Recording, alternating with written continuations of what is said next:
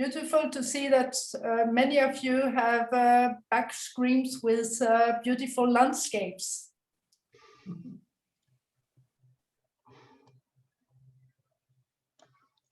Yeah.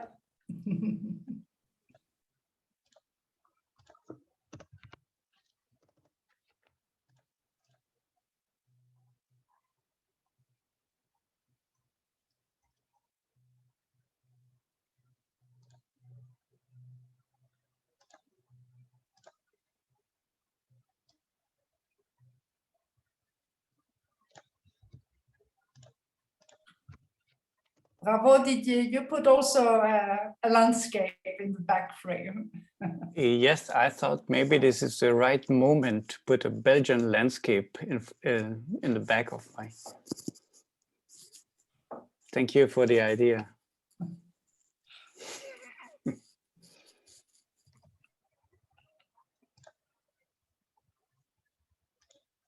I think we are now about 60 attendees, and we may start slowly, right?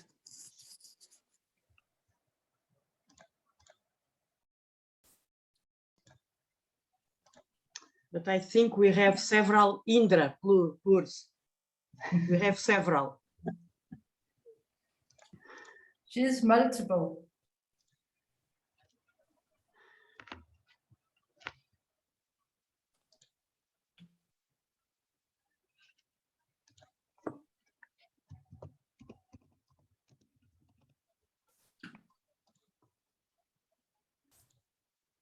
Okay, I think we can start.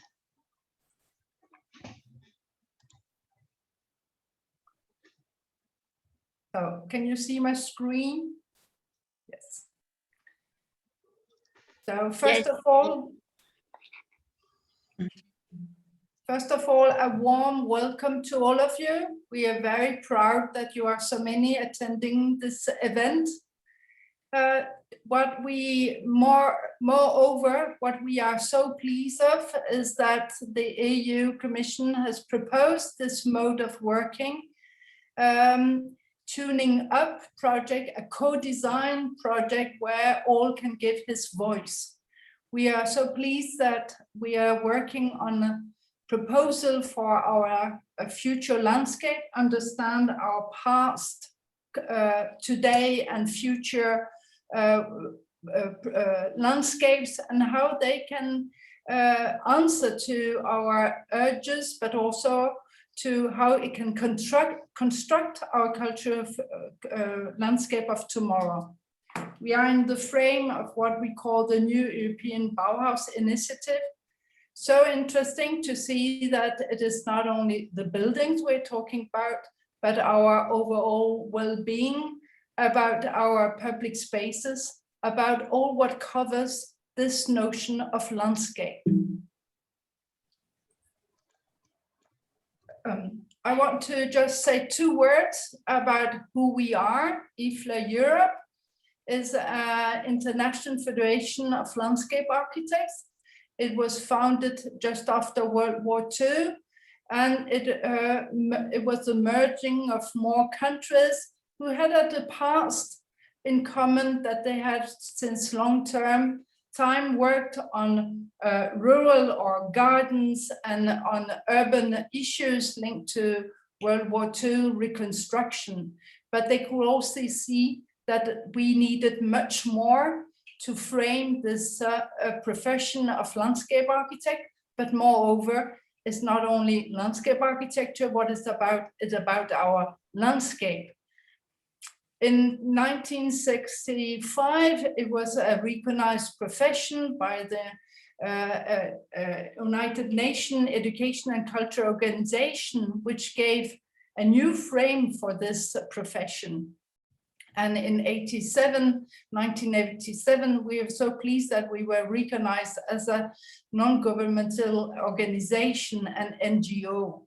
All this has helped us to shape this increase and growing profession, who is so different in our different countries due to cultural, but also due to climate differences and to what were the urges at the time or what were the social demands.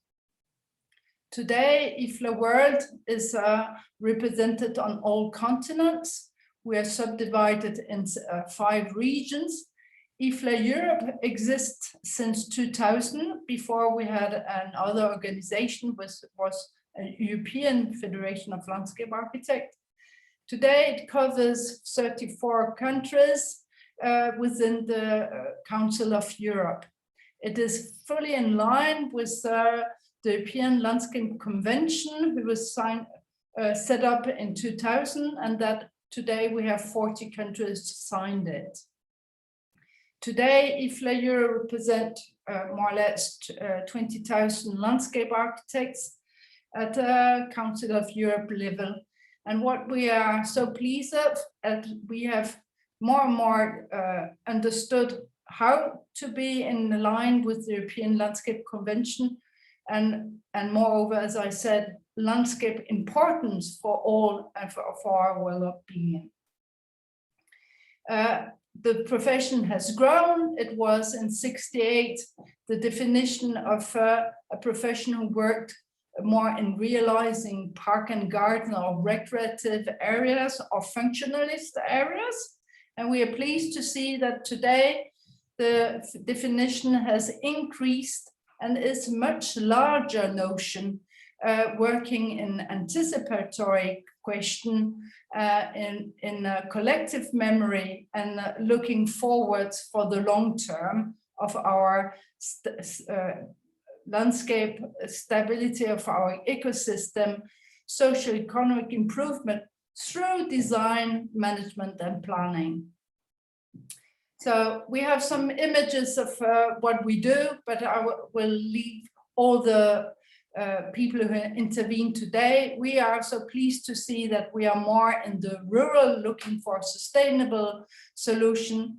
The rural has been for many times less concerned by design, but today it's very clear it is as in the urban, suburban, rural, any type of landscape is through design a way of accelerating and augment the landscape solutions and well-being for everybody.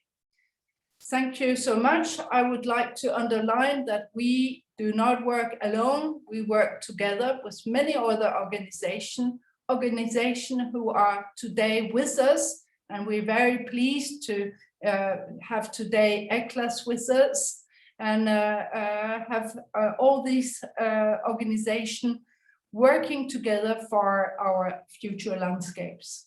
I want to underline also that we will go on with the result of your work together in our GA next October in Granada. So thank you so much for being with us today, and I will give the voice to our organization, head of the organization of this day, which is Indra Poors.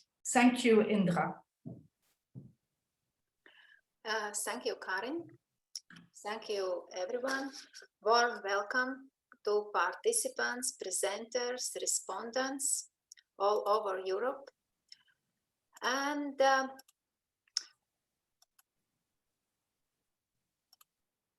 yes, and welcome to the conversation on the new European Bauhaus, landscape architecture co-designs the EU Green Deal.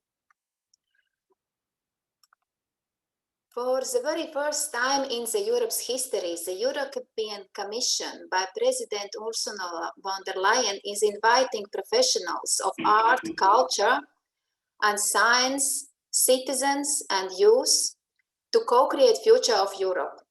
IFLA Europe as official partner engages and invites you get involved in the European Bauhaus movement through creativity, innovation, and imagination, and holistic approach of living landscapes to co-create beautiful, sustainable, inclusive, climate-neutral Europe and beyond.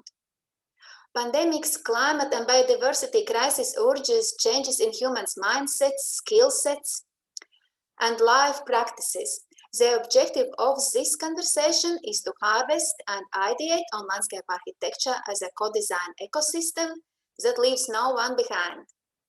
In today's conversation, we will explore, dream, ideate, discuss past, present, and future values, visions, and core competencies, identify challenges and compromises, reassess achievements, latent potentials, and further contributions of landscape architecture to make the EU Green Deal a cultural, human-centered, and positive, tangible experience, enhancing our quality of life and health of the earth.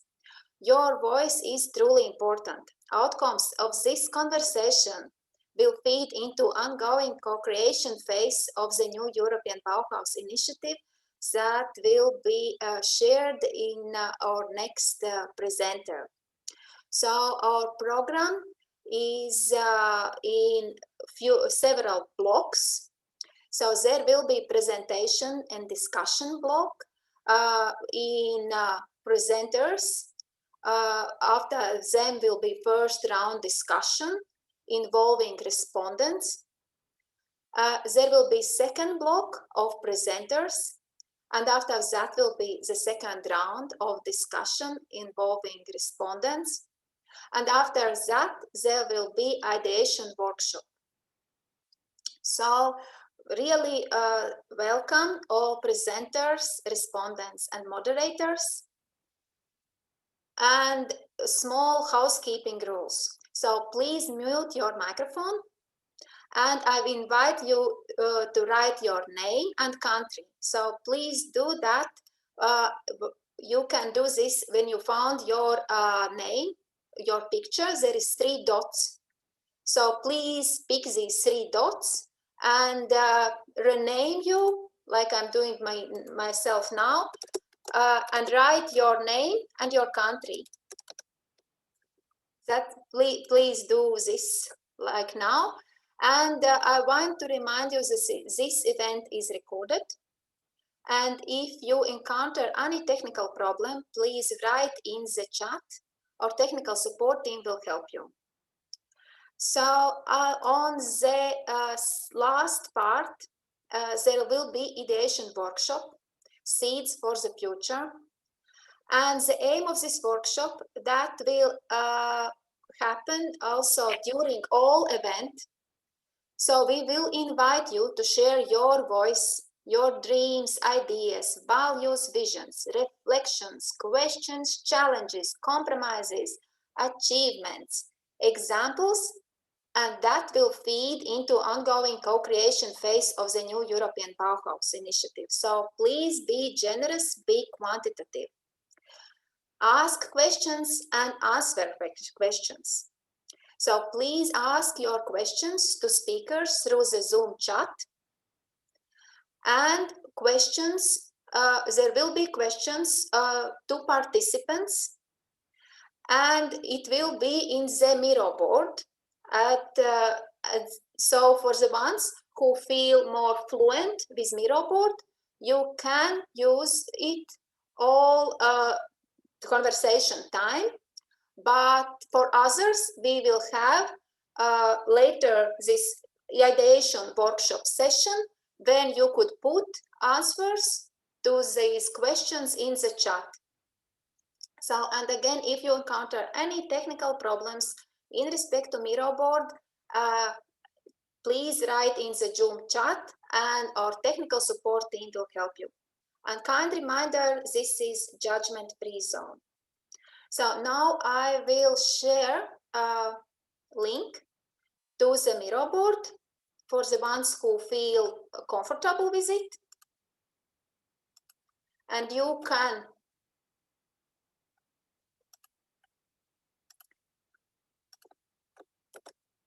so this link is in the chat. Please, ones who feel comfortable, please go there. I will show to all participants how does it look like. So there is boards for questions. So please, you are very welcome to fill warm up activity. So you can pick from this side sticky note any color you like and write your country and your city you are coming from. Or you can pick a note from here and write also by double click also on this note your country and your city. So if you have any technical questions, so please write in the chat. Thank you. And I am now giving my the table to Didier and Harris, the moderators of the next session. Thank you, Indra, for this very nice presentation and very nice introduction. And I think, and I saw that already a lot of our attendees are working and contributing to the. Didier, we can't hear you. Yes, you can hear me. We can hear you. Yeah, that's fine. Thank you. No, so, Didier, we can't hear you still. We can. Sorry. Indra, you have technical problem. We can hear him. Maybe you can't hear him, but the rest of us can. Maybe refresh or leave and come back. Yes, maybe. Okay, so thank you so much for this, and I hope yes you can all listen to our presentation and our discussion. And yes, the topic of today: how can landscape architecture co-design and contribute to the EU Green Deal? And we have a nice program in front of us, and so we try to agglomerate and collect all the aspects of related to landscape architecture and how landscape architecture can really contribute to the European Bauhaus. And we have our first session in front of us, and yes, I'm happy to moderate this first session together with my colleague Harris Piplas. Harris is member of the Swiss delegation and also landscape architect and urban designer, and together and member of the IFLA European Bauhaus working group. And Harris, maybe we are going to moderate the session and collect your ideas and contribute to have a kind of and collected ideas at the end of this session. Harris, may I ask you also to come to the floor? Sure, thank you, Didier, and thanks to Indra and Karin and the rest of this highly actively working task force. You heard some of them already, and but I will also see many friends and colleagues in the audience, so I think we are in the right setup to discuss these the very complex aspects we have to do today. And if I may add 2 or 3 sentences, and the first Bauhaus started in art and design circles, and now we have these highest political instances that realize that the built environment is one of the most important mediums to finally implement these big promises from the Green New Deal. And I also, just like you, believe that the landscape is the primary medium to help and to contribute to this implementation. And of course, the landscape architects who have a very diverse background and education, they know how to deal with natural and built environment and all this process that are included. I feel this is we could be one of the leading figures in this new paradigm. And I have my colleague Didier Van Kutsem is, I feel, one of them who has a diverse educational background with a bachelor's and master's degrees in landscape architecture and city and regional planning. And I feel, Didier, you're a good floater in between practice, policy, and research and teaching, because you also teach at the Free University in Brussels, and of course figure as the IFLA Belgian delegate. So it's a pleasure to co-moderate today with you, and give the word back to you. Thank you, Aris. So yes, Aris and myself, we are the tandem moderators today. And let's start with our first session. And I would like to invite Alessandro Rancati. He's an architect and designer and from the Joint Research Center, GRC. Welcome, Alessandro. And we would like to listen to you. What are your your concept and your vision for the new European Bauhaus? So we are happy to listen to you now, and you have the floor. Super. Thank you very much, Didier. Welcome, everyone. I'm going to do a very quick presentation with a very short, maybe high-level considerations, and then a very specific dive into how each one of us can already contribute individually, and then, of course, today as a group.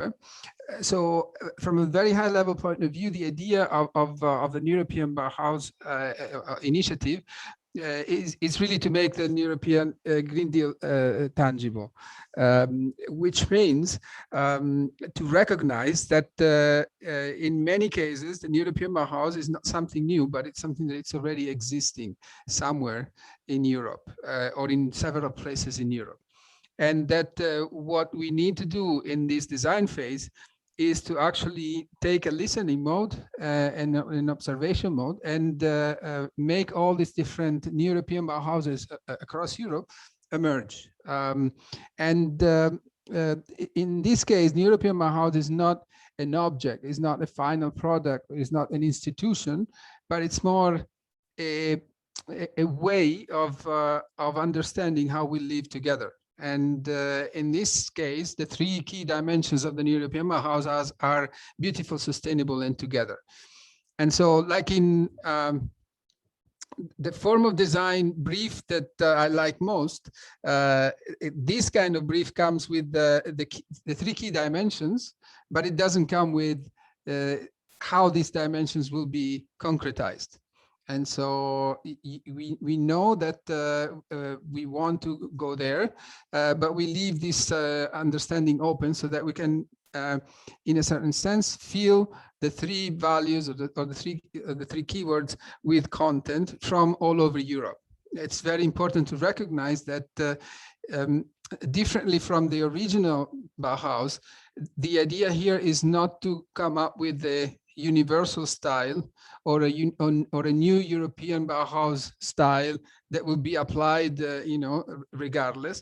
But it's more about understanding what it means to be beautiful, sustainable, inclusive in different parts of Europe, recognizing that that means different things. And if we think of landscape and natural environment, I would say that this is obvious, because the environment is highly locally dependent. No, it's so beautiful in one place is achieved through certain means that are impossible to use in other places.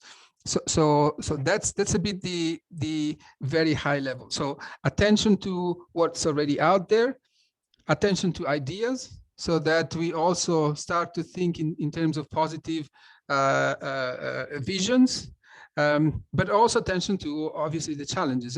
When we have these maybe already examples that are very localized and maybe not mainstreamed yet, or they don't have the attention that they deserve, they also probably are going through certain challenges that we need to recognize and maybe see if these challenges repeat across Europe, so that we can essentially address them. And the purpose of this first phase is to create the conditions, or create let's say the parameters or the dimensions that will guide the design of the calls for proposals. And so for the first time, in this kind of approach, or in the approaches of the Commission, we actually have a development of an initiative that starts with the asking and then reacting on the answers, rather than deciding, preparing, and then asking for reactions after, in a certain sense, the whole thing is done. Concretely, we all know probably that launched. they will be launched.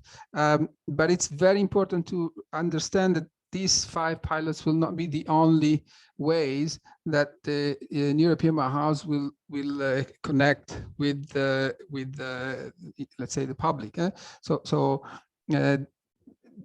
the intention is to have some demonstrators, and we will see in what key we will read those demonstrators. So if it's a key of replication or if it's a key of inspiration. So that's one. But we are more and more recognizing that there is a very strong local component, and this local component is often also related to a very small scale. So building or enabling beautiful, inclusive, sustainable places many times is connected to local small-scale actions started directly sometimes by citizens or by groups that don't have a legal form. So they're informal structures. And so we're getting a lot of questions. If we want to enable that, are we going to have tools that then from the Commission will help that kind of dynamics? And our colleagues in development are actually also working on that and trying to bridge this dimension of being effective at local level with at the same time maintaining some this let's say very high level orientation. And then if I may, in maybe 5 minutes, I just want to show you again through our website what we can do to participate to the European Bauhaus. Let me show you very quickly. I hope you can see the pages, right? And starting from the home page. No, sorry, this is the wrong one. Perfect. So it's this one. Yes. So starting from the homepage, obviously you have the places to go and look for the more information. The conference was a key moment in also explaining what the spirit of the European Bauhaus is. You will see there are videos of the conference, so you can get more information over there. But what I wanted to show you especially is this this part where we on one side invite partners especially to host conversation, which is the case that we're having today, but also you can share as an individual examples, ideas and challenges or papers.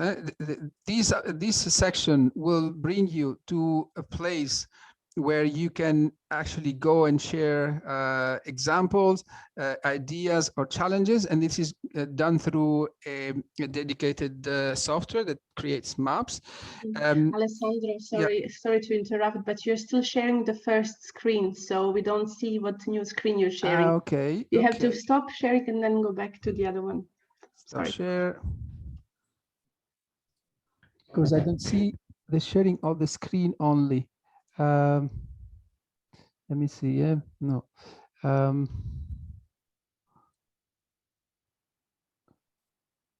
Can you see this? Our conversation will shape our tomorrow. Yes. Perfect. Thank you. Okay. Do you see if I switch now to yes? Okay. Super. So. In the co-design place, yes, you can see over here, you can host a conversation, share example ideas and challenges, or paper and essays and studies.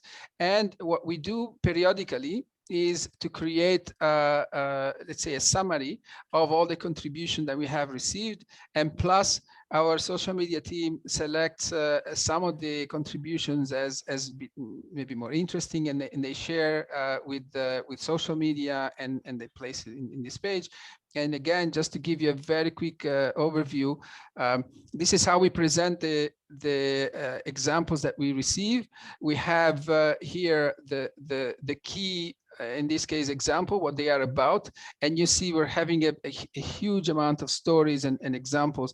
And you can essentially go on each one of these little dots, and by clicking it, you have the example plus if the author accepted, you have either their handle or their LinkedIn or their social media profile and so on. And then here you have actually what an overview of all the different contributions that we have, the number for the period. We have cloud words created by all the content, and a little bit of overview of everything that happens and everything that has been shared with us, so that you also see yourself into this summaries, but you also see and you can recognize others. And obviously then, and with this I conclude, there is the section for the prizes. We launched the prizes at the beginning of the month, and they will conclude this at the end of this month. And I hope I'm still on. I see everyone. Yeah. And so with the prizes, you have the opportunity to candidate projects that have already been completed, or if you are under 30, you have the opportunity to candidate ideas and concepts. So with this, I would stop, and maybe if there are any questions during the course of the day, we can also answer to that.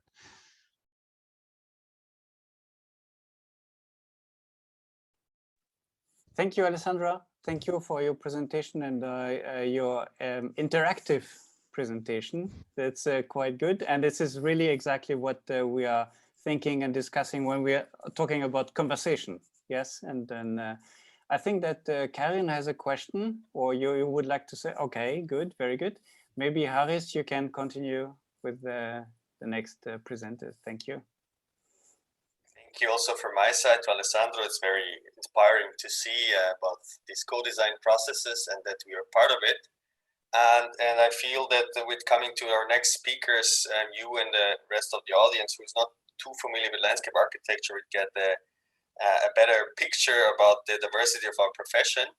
And this is why we invited Mr. Tilman Latz to speak today. And he is a member of the German Association of Landscape Architects, and he's also the member of the Werkbund Bayern.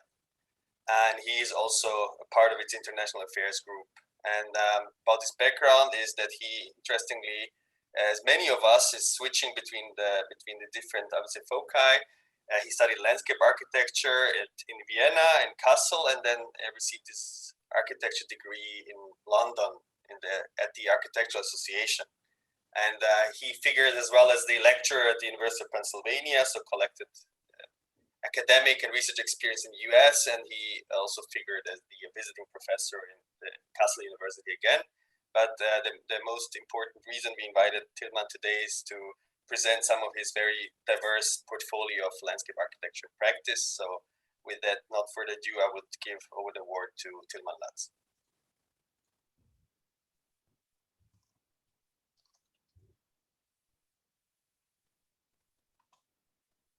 Slight problem. Give me a few more minutes. I will get to the next. Just a second. Sure, take your time. In the meantime, we see that there are several questions related to the organization of the new European Bauhaus. These are questions for Alessandro. Yeah, maybe we can also, I don't know how long Tilman is going to take, but he's in. He's in. He's just joined. Yeah. Excellent.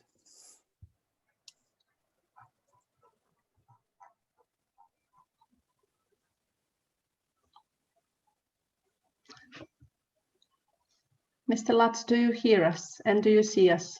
Yes, I do. I see you all. Sorry being here last minute. I got invited very late, so I had only a few hours to prepare this lecture. Thanks nevertheless for inviting me. Is it directly my turn or? It's directly your turn. Oh my God. Okay. I look for my presentation. Just give me a chance. If you need 5 minutes, I can answer the two questions in the chat. and so we take advantage of that. So there is a question: who is in the board jury committee of the Bauhaus initiative? How is this part organized? Quality assurance, etc. So the calls. So there are two sides, but for the technical part, so the calls, the pilot, and etc., they will be managed as a regular call from the Commission. So they will be, managed by the correspondent Directorate General, Directorate of the Commission. So and it really depends. So there is a legal basis, there are the criteria, etc., etc., and this is valid for any. Also of the parallel supporting measures. So it's a very separate process to be part of this conversation and to be applying to one of the supporting calls, because even though now we're having this conversation, and we may start activities together and so on, I'm also taking part of the development of the community building. There are several actions, but these moments are separated. This is more the soft part, the narrative part of getting all on the same page and starting to work together. And then at the time when it's time to apply to a call, you will recognize, you will see, and you will read the basis and all and etc. So that's the response. For the quality of the Bauhaus initiative, the idea is that in this case, it's the partners, so organization like yours, that is in a certain sense guarantee of the quality of the interventions, and we're looking for partners that have a certain recognition already. So that's how quality is assured. And then how will the conversation? Are you ready, Tilman? Oh, yes. Yes, okay. Perfect. We keep your second question for later, but it's a very interesting one. But now, thanks, Alessandro, again. And Super. Tilman play. So just tell me if you see my screen or more. I hope I can. We see your screen, but not yet full screen. This will come. Why doesn't it do it? Yeah, now it should be there. Super. We see also your presenter's notes. So that's on the wrong screen. So I have to change the screen. Give me a second. Sure. All parts of the new normal. Yeah, we have a new device also over here, so I'm still getting puzzled. We'll make it. So I make it again. So do you have it now? Now we're waiting for the full screen, and now it's full screen. So floor is yours. I feel like a little child with these technologies. I'm not that old yet, but it seems I'm already a lost generation. Okay, thank you very much for inviting me. I hope the tone is clear for these 20 minutes. Being invited to the IFLA is always an honor. Thank you, Almut, for this, and I hope I prepared something usable for you. About landscape architecture in connection to the Green Deal. So dear colleagues, like no other profession, landscape architecture is suited and consequently obliged to contribute to the European Green Deal. On the one hand, it is a matter of making our cities more climate friendly, for instance, by using suitable design approaches to significantly reduce the heating effects of a classic, highly mineral environment. In addition to the greening of buildings, the focus must be on the basic structures of our cities, the streets, squares, and parks, but also all technical and infrastructural functional spaces. For it is here where simple and cost-effective means can play a great role, that not only the greatest climatic effects can be achieved. Rather, it is here that significant effects on the usability and social effectiveness of our cities can be achieved, and that is, to my mind, of highest importance for successful work within the goals of the Green Deal. In such projects, landscape architects work with stakeholders, the people, and cooperate at one level with architects, traffic planners, climate engineers, professionals in social science, and many others. It is a matter of ending the cycle of destruction and instead focusing on intelligent utilization concepts, which incidentally can also be of the utmost importance for the identity of a region. It is about reading landscape carefully, looking exactly on what is there and creating something new out of that before taking everything away, which is always an enormous waste of energy, materials, and human resources. It is not about demolition and always building something new, but an intelligent use of the existing built on a material and urban structural level for a special environment. CO2 effective work, respect to economic history, and people's memory of hard labor. This saves material, edits history, and respects people. Green, beautiful, ecological. These facilities offer incredible opportunities for reuse. These facilities are there for a positive development of urban societies, and they ask for a landscape architect as a lead of a large team with engineers, architects, historians, social workers, economists, and many more. Transforming architecture into public space demands for skills in landscape organization and programming, bringing people together, creating shelter by just keeping industrial architecture as it is, as an example. It needs knowledge of the public domain, of sports, but especially of climate. And it needs knowledge about the economic organization of a territory. And besides that, as well, acceptance of difference and chance in design. On the other hand, it is also a question of making our urban spaces much more attractive and better structured in order to reduce the massive traffic movements for commuting and shopping, but especially for leisure and holiday activities. For example, holiday and leisure traffic had the largest share of passenger traffic in 2018 at around 40.6%.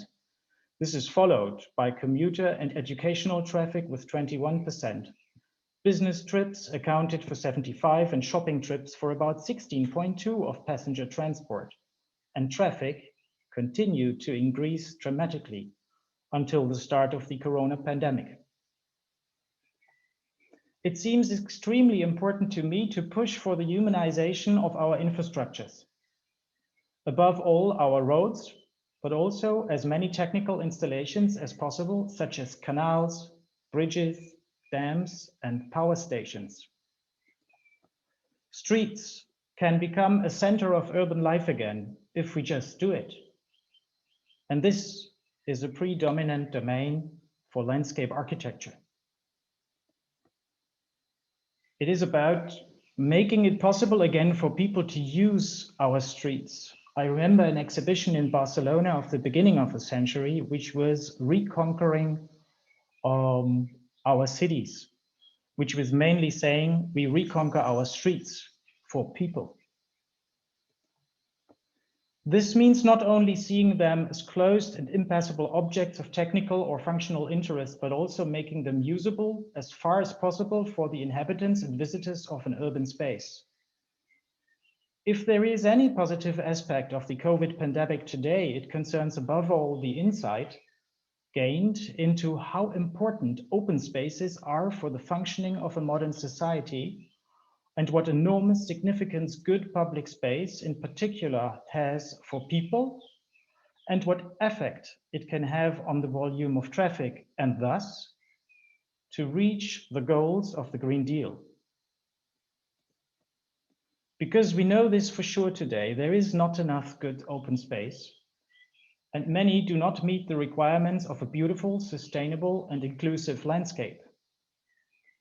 We have to work these not only with tunnels, because this is a highly costly endeavor, And it uses also many of our resources. In this project, nevertheless, we had to do it. And we developed a new kind of public space, which is not a square anymore or a park, it is a mixture. It is a complex city space, a mixture between green and hard spaces. We at Lutz & Partners call that hybrid places PLART, which is the mixture of park and place. Conflicts arrive with classical ecological goals, which have to be discussed and evaluated anew against the background of climate change and its causes.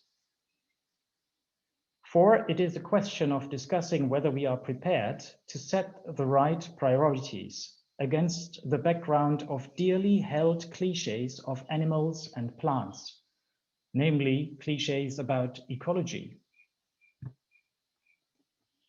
It is about more humans, more animals, more plants. Or can we manage to find a satisfactory, common, inclusive, and sustainable answer for our environments? Isn't it also about balancing the sustainability of constructions in architecture and open space against or with their climatic impact?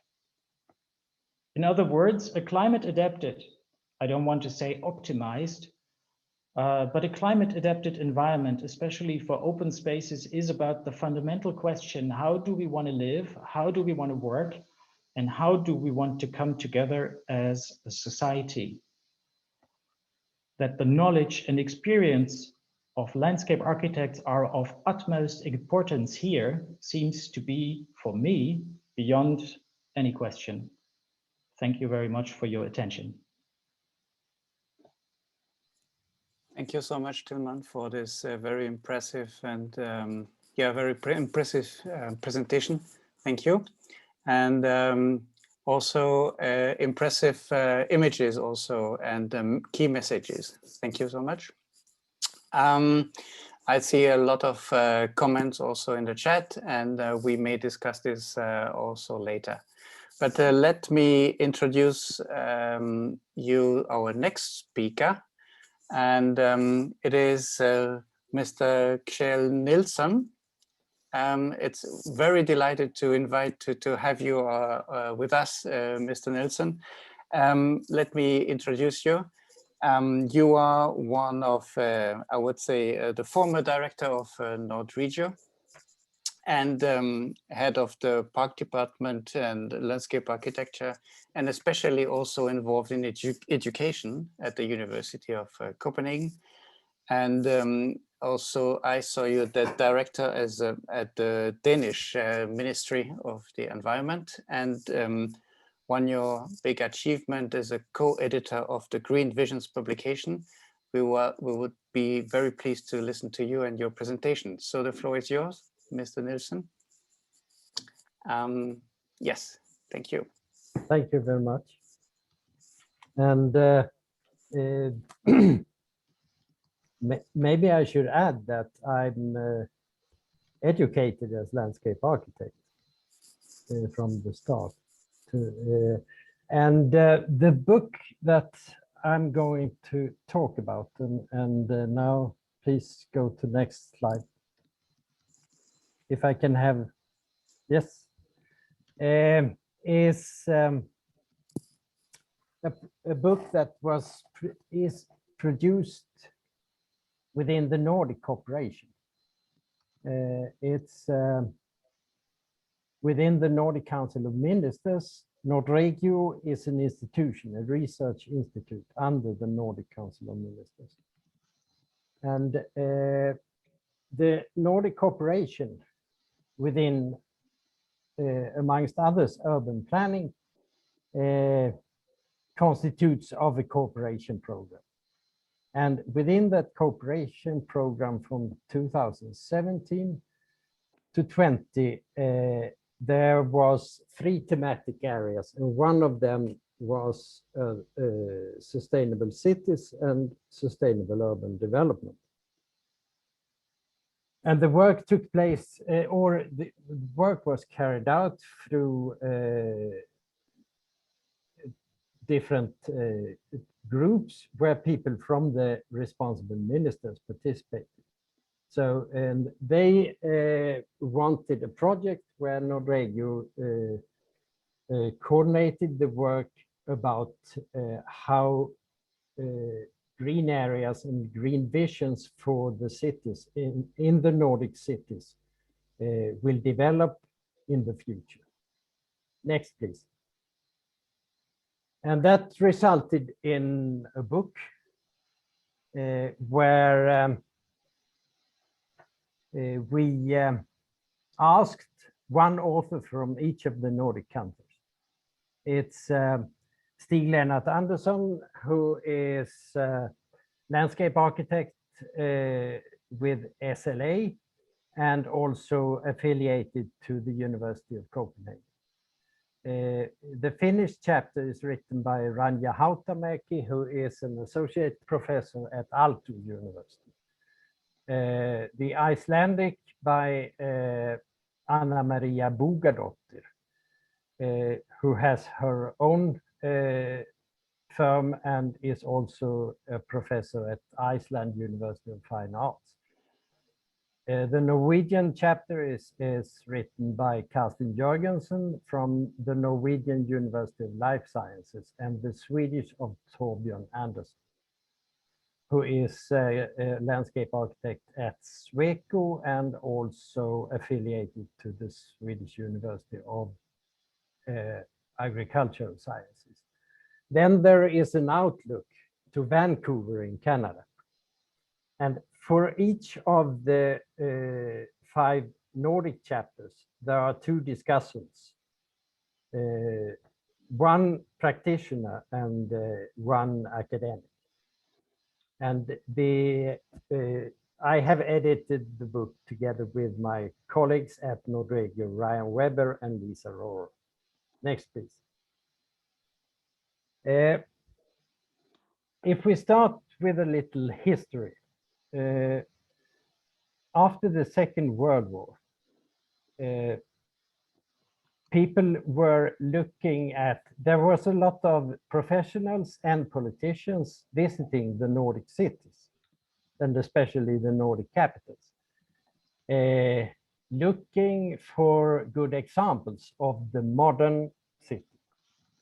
And there were people going to Tapiola in Finland, to Albertslund in Denmark, or to Vällingby in Sweden, to see the modern, the life of the modern city.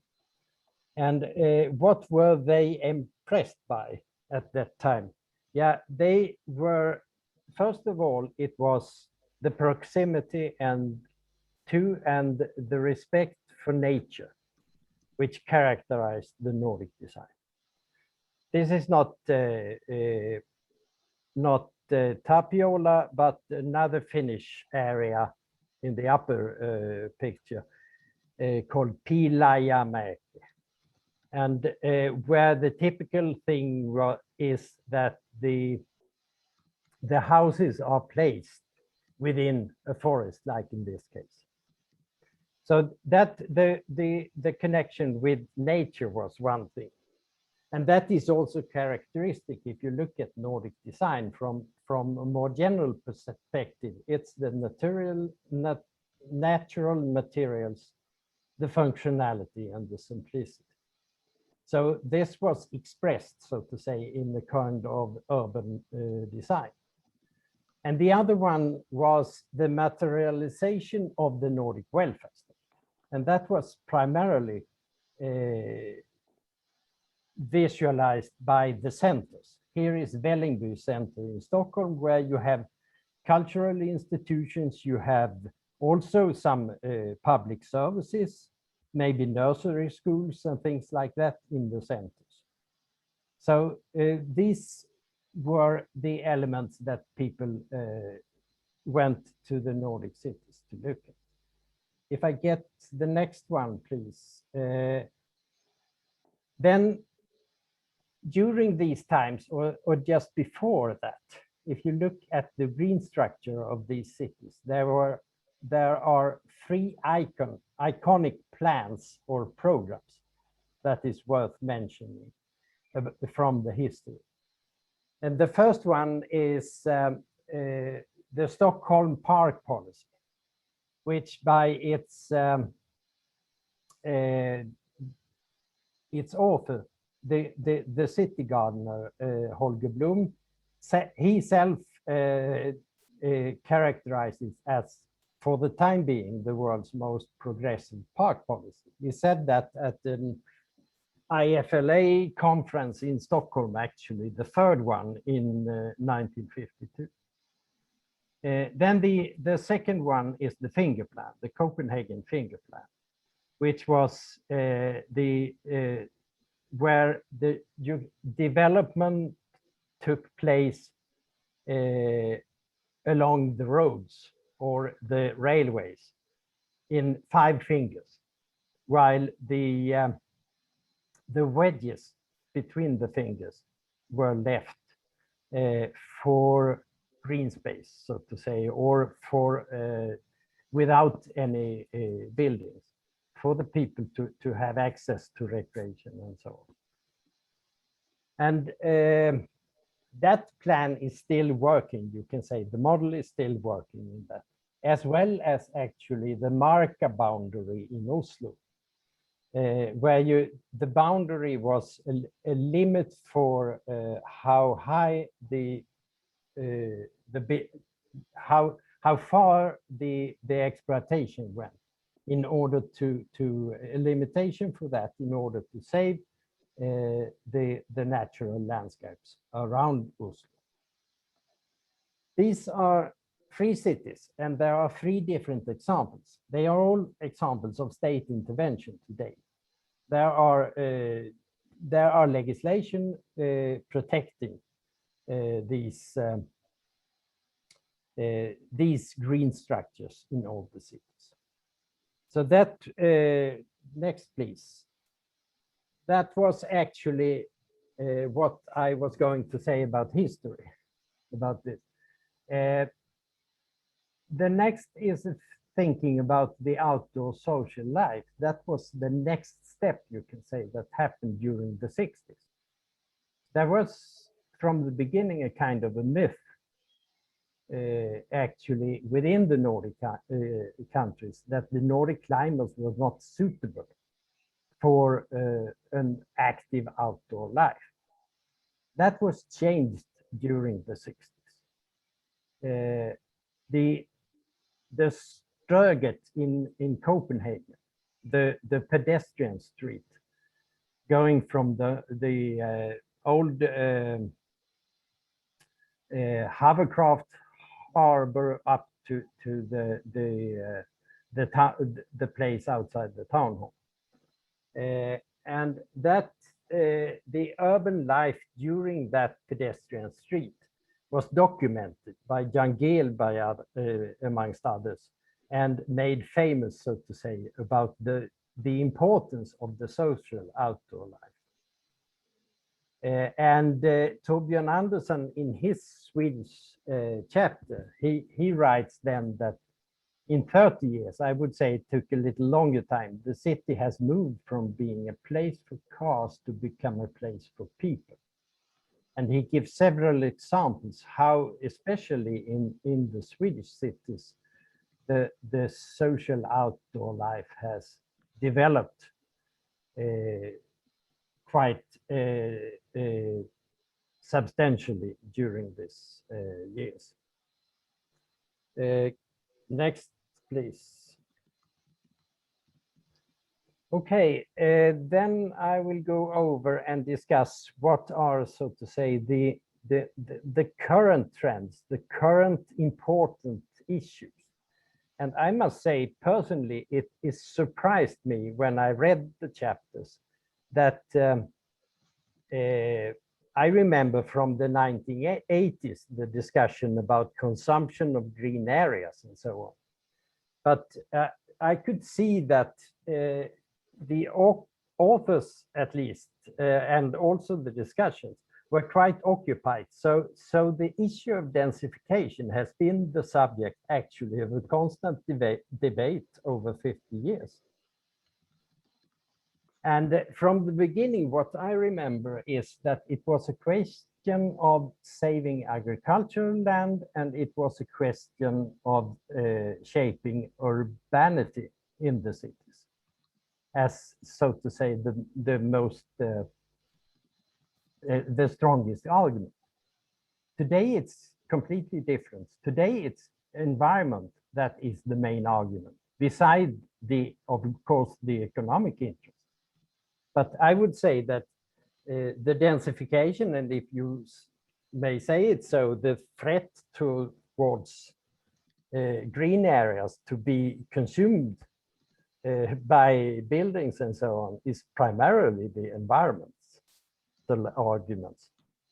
And one example that we have in the book is the Helsinki Central Park, which was, I mean, Finland has probably been most ambitious when it comes to densification policies in amongst Nordic cities.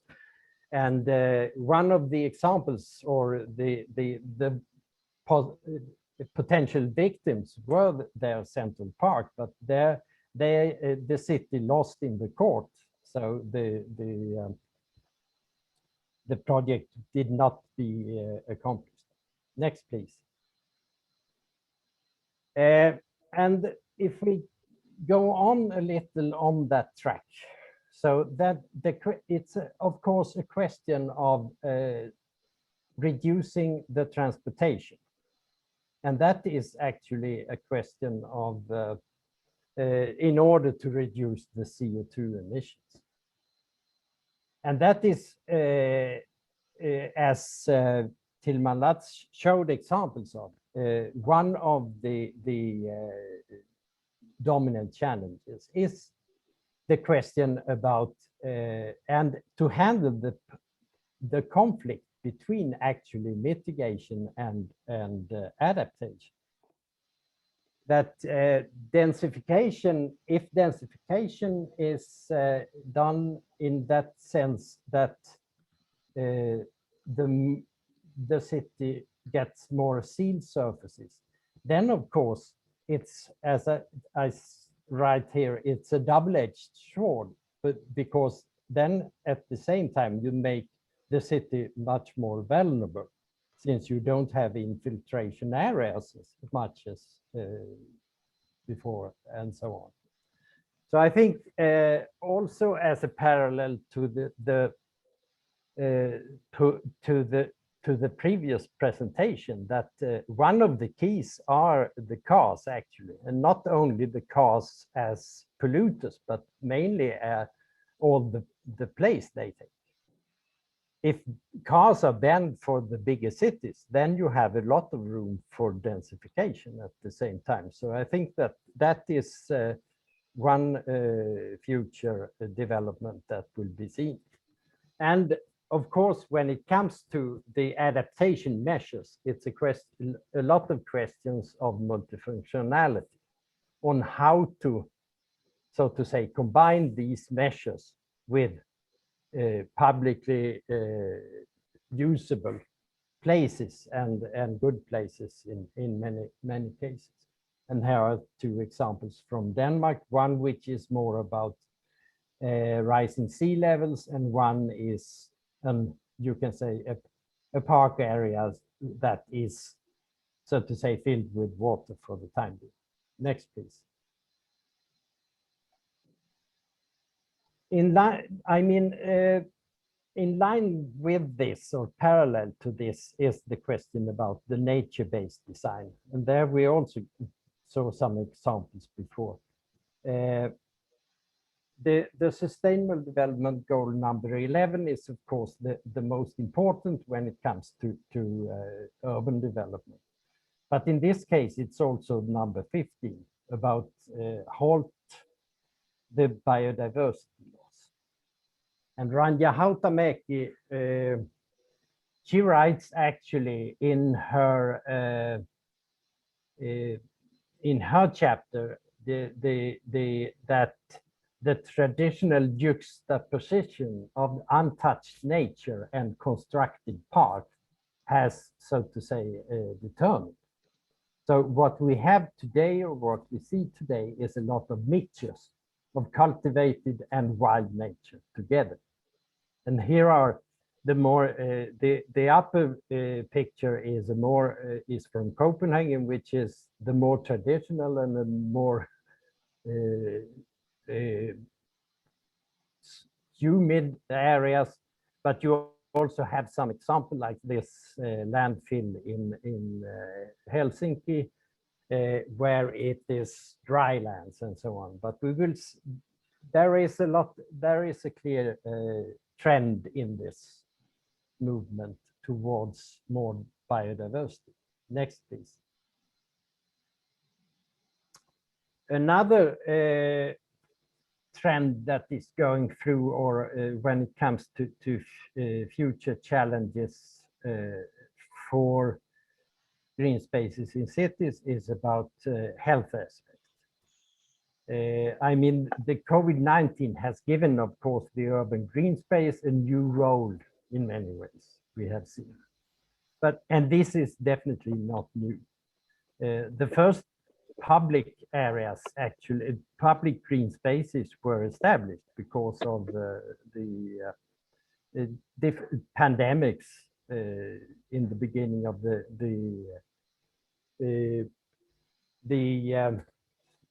19th century, actually, or in the 19th century, where like cholera and typhus and so on. And it's no coincidence, actually, that the Iceland's first planning legislation was prepared together in a team by an architect, an engineer, and a doctor, a medical doctor. So, and this is something that is reflected quite a lot in the book about how the outdoor life stimulates the physical activity, and in that way promotes people health and prevents from different diseases. Next, please. Another challenge that is dealt with is the question of integration of people, or inclusion of all kinds of people. I mean, Nordic cities are well reputed for their equity, but actually they are surprisingly, at least the bigger cities are surprisingly segregated. And this is a big challenge, and we see a lot of projects where, so to say, the ambition is to, this is an example from Aarhus in Denmark. Denmark has had what they called, and has been criticized for calling it, but they called it a ghetto plan with different actions to deal with these social problems they have there, and refurbishing or houses and establishing good environments is a tool in that. But everybody who studies this says that, of course, an inclusive city cannot be created only through individual projects. It's long-term planning and continuous efforts which are needed. Next, please. And that. Okay, that was. I think that the book is a little like the title that Stig-Lennart Andersen chose. It says, like an oarsman, moving forward, looking backwards towards the past. You look to the past, but you are on your way forward. Some of the discussions, there are some discussions on it, what role landscape architects plays and so on, primarily discussed by Torbjörn Andersson, and that is, I would say, he's saying that the profession is moving towards more environmental concern and urban planning. I think it has been for a long time, but he thinks that is one important thing to see. And it's also that urban development as a whole today is a very multidisciplinary task where you have a lot of, especially you have anthropologists, you have sociologists, and you have a lot of professions in the teams that today form the environment. I think that's a rather important message actually to be aware of for each group of people, but I think it's quite natural for me at least when I read this. So then we can go to the next slide, which is where you can find the book if you want to read it. And that's my contribution to this discussion. I haven't thought so much about the relation towards Green Deal and the Bauhaus initiative as such in this, but since I also had quite a short time to prepare for it. So, but thank you very much for listening. Thank you, Kjell. It's very interesting, and you indeed indirectly mentioned a couple of points that relate to the Bauhaus initiative, right? And of course, you presented your Nordic perspective and its iconic plans and policies that from the past that we might need in the future. And obviously that COVID gives a new role to green spaces, and that we stand in front of this sort of conflict between urban densification and how much green space, etc. I feel these questions are important for our discussion. And yes, I feel we had very three thrilling keynote inputs, and I see already the chat is almost burning. There's a very agile and active discussion. And before we move to our respondents, and I'm very keen to hear their inputs, I will just also share three things I wrote down from the other presentations. And Alessandro, was very good to hear that you don't give or aim to give absolute answers, but create conditions, or where you also mentioned that we will respect contextual challenges and contexts, and that especially that we get the chance to co-design these funding calls and also be maybe part of the implementation of the small-scale intervention. And this is also mentioned in the chat. And with Tillman, your projects in Duisburg are just a very fantastic design, but I feel almost like a metaphor for a energy transition to a zero carbon society. So the site itself is very symbolic for our discussion, and you mentioned about this humanization of infrastructures and these responsibilities we have, the pledge we have to give to the society. So thank you for that. But now I will, before we go to the audience, had a pleasure to also give the introduction to our respondents. And I hope my French is not too rusty. And meanwhile, but Kjell Nielsen, who is the Professor Emeritus at the École Nationale Supérieure d'Architecture in Paris, La Villette. Pleasure to have you here. Also from the other part of Europe, it's good to have this regional richness here as well. Stjepan Spula from the Institute of Planning and Development of Prague, who is also the member of the Czech Association of Landscape Architects and the section of the Landscape and Garden Society. And from the northwest of Europe, we have Timo de Rijk, who is the director of the Design Museum of Den Bosch in the Netherlands. So I would like to invite you to respond to the points you heard, and later we will also engage the audience. So maybe we start with Kjell Nielsen, start in the alphabetical order. Thank you for the invitation, and I am happy to have the possibility to have this conversation with all these colleagues in a way. So we had a lot of in this introduction. We had a lot of things, but I would like to highlight maybe a few sentences, a few ideas. The first one about this Green Deal. In a way, it's something very new for landscape, for architecture, for art, for societies. It's a new challenge. We speak as if it was obvious, but it's not, in fact. And I am very happy we have this new challenge, this Green Deal. And in fact, it's a new horizon for the future, for what we have to develop, what we have to invent. And about the speak we had before, I would notice maybe one remark and one question, because what is the big change, in fact, is about paradigm, because the great division between nature and culture is no more present today. It's a problem it's not easy to accept, but all the education, all the everywhere, I think in the schools of architecture, of landscape, of design even, the division was between nature and culture. It's very new, this challenge. And so it seems for me that the big challenge with this new paradigm is to pass through borders.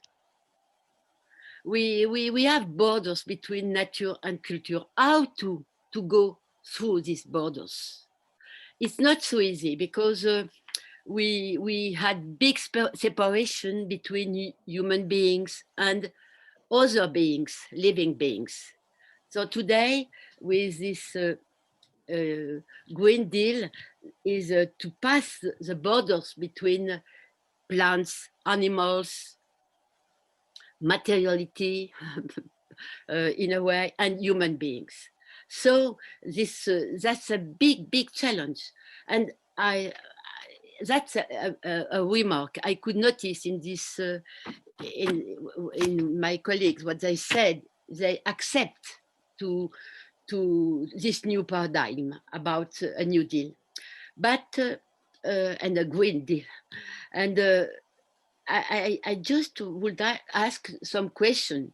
If we accept this challenge, and if we want to stop this big division, this great division between nature and culture, what about synergies? What about in between? What about interlinking? I think I could notice in pictures we had and the words I could hear is how to connect, to interlink outside and inside, how to interlink scales of time and space. And so the question of synergies, symbiosis, looks very strong for me. I don't know, what do you think? I would like to have this in this conversation, because I think it remains before us to develop this. We spoke about Tapiola, for instance, and it's a very big example for a lot of people about this connection between the housing, the life of the city and the vegetation and the climate, in a way. But it's not so easy. And so what about this in between? And another question is about this, how to better promote situations, proximities, circular economy, and so on. Because it's not only a question of in between, it's a question to promote situation. It's not only the globalization, but as you said, as someone said, is to be local oriented at the same time. So what about synergies between local and global? Because the big problem we have with loss of biodiversity, climate threat, and so on, we need to find synergies between local and global. Don't you think so? And I'll finish with, in a way, for me, as a professor, researcher, and a citizen, I feel that today we are in a very, very strong period of trouble, of uncertainty, and that's very different since 20 years ago. It's so different. So what's about the diversity? What's about the cooperation? What's about the interdisciplinarity for landscape architecture? Because I think that's a big challenge for each disciplinary in a way, and for each profession, is to be able to cooperate, because that's something we need, because we don't know how to do. We need to share our problems, our troubles. That's in a way I wanted to discuss this. Thank you very much, and sorry for my English. I know it's a very French English. It's beautiful. Thank you very much. I think what we take it's about symbiosis and synergies between scales, the different knowledges, culture and nature, the inside and outside, yes, etc. So very beautiful, I have to say. And thank you for that. And now I would like to also give the word to Mr. Spula from Prague. Excuse me, just to add about synergies. Just please, thank you very much. It's just to add about synergies. It's about synergies between urban and rural settlements, because that's a big challenge too. Thank you. Sorry. No, fantastic. Then thank you, Chris, for your first introduction to this team, because when I was thinking very similar. Very similar things, that it's in this transition, it's much more cultural than technical. And we have to think before which kind of opposites we have in mind, and the nature and culture, it's one of them, and it's the most important one. And because it's very hard as a practitioner in a urban level, in a policy of the city, I feel every day you can feel this misunderstanding of nature, that it's not culture. Then if it's nature, it's not culture. It couldn't be the same. The nature, then we are looking for the nature technical solutions for this, because it's not culture. And the culture, it's only man-made, or the heritage, it's only man-made.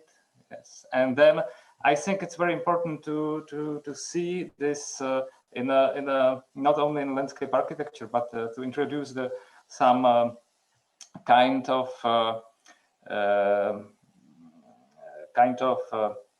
public discussion about this kind of oppositions, that they are not real oppositions, and that these oppositions that are in the mind, that they are shape our space, and are shaped our space, and there is a lot of opportunity to overlap them, and to see opportunities in this.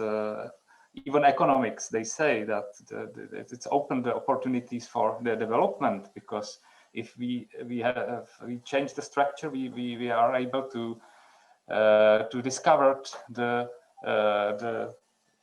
this new this new opportunities that we haven't seen before, and that's our profession should to help to show that it's possible, that in a physical space we can overlap this opposites, and this opposites nature and culture. That the heritage, it's not only the old one, but we can reproduce it as some traditional way of doing things. For example, more low key way that we can again recover or use it. We can use very old way of cultivation, of agriculture, of construction, and we can introduce it in this modern context. It's also heritage, and help us to create new things, for example.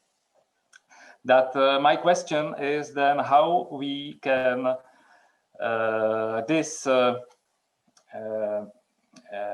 these synergies and this new thinking introduced in the traditional sector policies, for example, how to, if we are talking about energy policy in the state level, if we are talking about education, how we can reconnect the theme of education with physical space and with other teams, and which role could have landscape architect in this state level, in this sectoral policies, because we need to change in this level the settings and the thinking also. And then the other question is related to her heritage, and it's is there is really heritage, cultural heritage could help to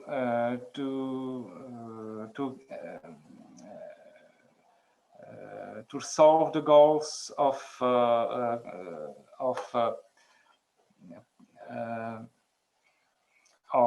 new European Bauhaus also, if not in how we should to change the meaning of the cultural heritage to be able to help us, because what I see in Prague, it's there it's forming the strong opposition between adaptation policy, between heritage policy. Prague is, Prague is very known for his historical landscape or historical heritage, and it seems as a conflict, but maybe there could be some big challenge to connect the heritage with this challenges of climate adaptation. And I think it's a very important question, how we will reformulate the heritage concept to be better fit to adaptation, climate adaptation and development. Thank you. Fantastic, and not try to summarize these rich points, but we talk about the future and the Green New Deal, but we have to think about heritage and the concepts, and what you also mentioned, to bridge these sectoral silos, to get engaged in policy settings and also in new thinking and paradigms. I think this is also reflects a lot of the discussions in the chat, and thank you for your very interesting points. But now I also give the word to the third and last respondent, Timo de Rijk from Netherlands. Timo.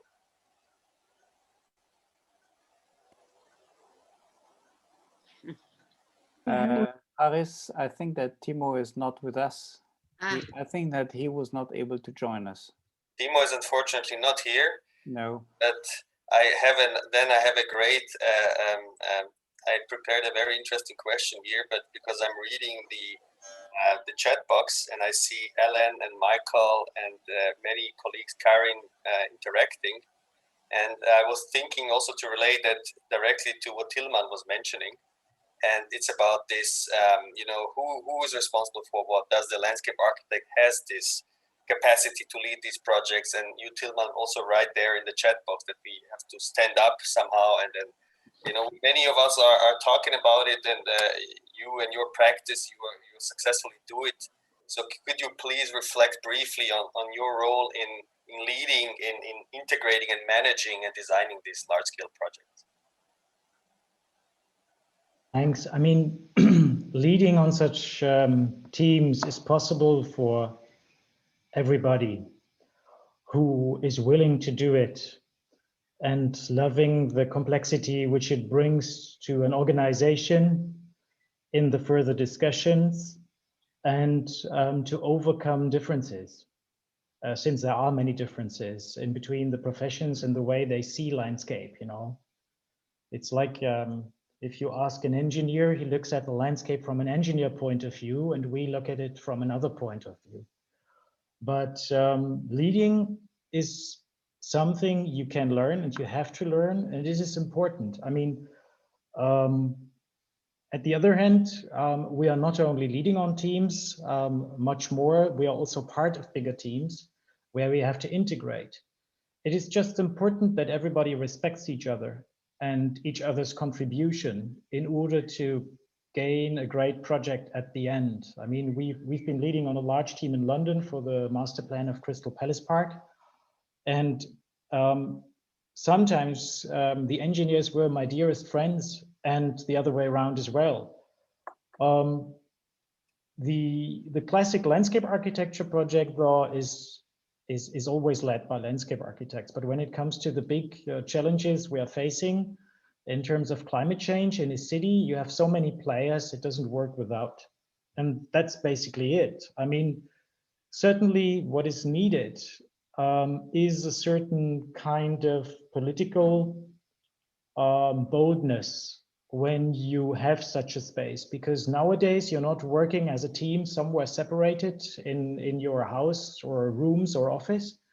You're working under the eyes of the public, and very often also, which I think is very good, together with the public on such project. And that is a very important factor because it completely changes the way how we communicate, how we work with articles, with publications, and the way how we can, basically get a project through. So this has very much changed in the last 30 years already. This is not only changed with the actual transformation of our world. Thank you. No, that's great. And I'm also coming back to you know, how to translate what you just mentioned also into these, and how, you know, now direct connection to the new European Bauhaus demonstrator projects. And this is the question that relates to Alessandro's words that I also read out from the chat box is are we going to be able to lead and define these demonstrator projects, or is the GRC or other organizations are being defining the projects and the profession that can engage, or is it us who can really come to you and really do this, what just Tilman mentioned, and propose these projects to you and lead them and integrate them? Super. Thank you for the question.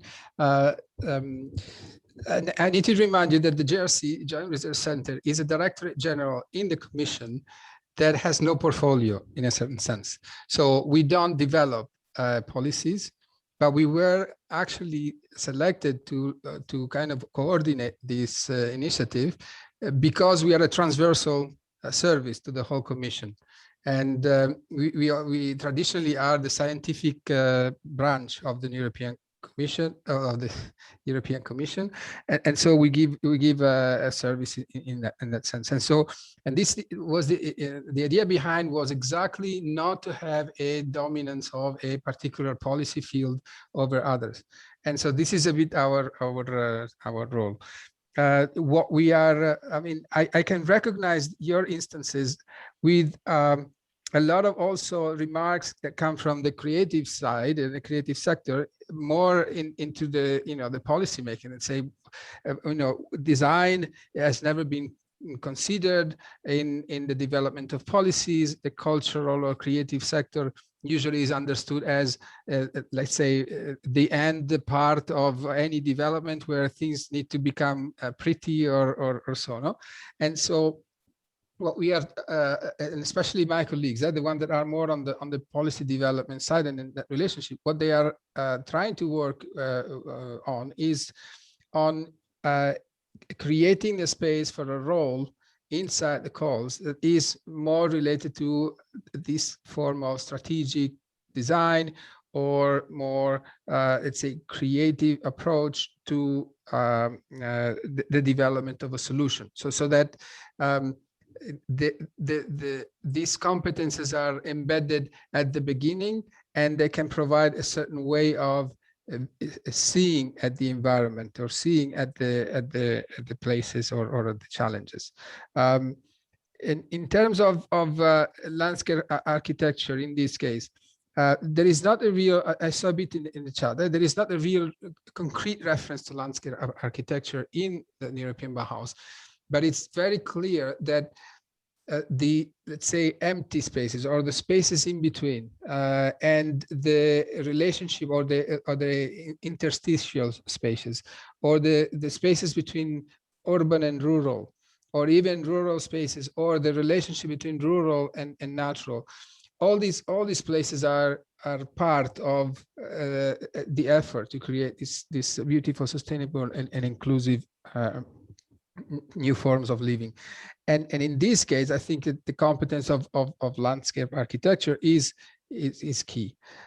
What is the problem, or if it is a problem, is that the more we receive examples of what in general people see as beautiful and inclusive, the more we see that the actual specific competences as experts are less required, and instead are more required competences that can create a bridge between the different competences. So if we take the example of artists, that's another category that says, I mean, we can give a lot, especially if we connect arts with science, etc., but we don't have, I don't know, the independence, we don't have the credibility, or whatever that is. But then we look at the examples, and we see how artists are actually embedded in a process where they are not required to do a performance or a piece just as an expression of art, but they are required to do that as a part of the process. And so they may be using an artistic piece for a purpose, so to bring people together and rediscuss a place, for example, or to put attention on certain part of the urban development, etc. And so my question, or my reflection here, is that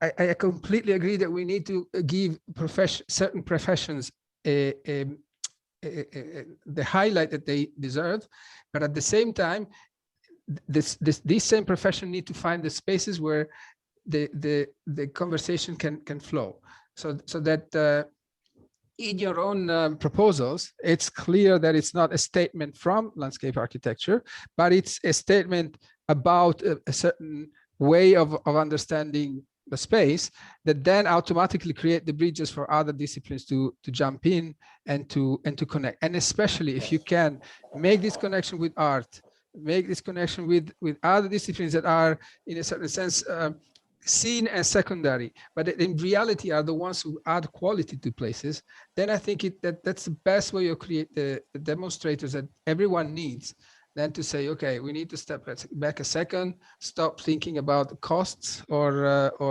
the jobs and so on, and understand better what we're talking about in terms of spaces.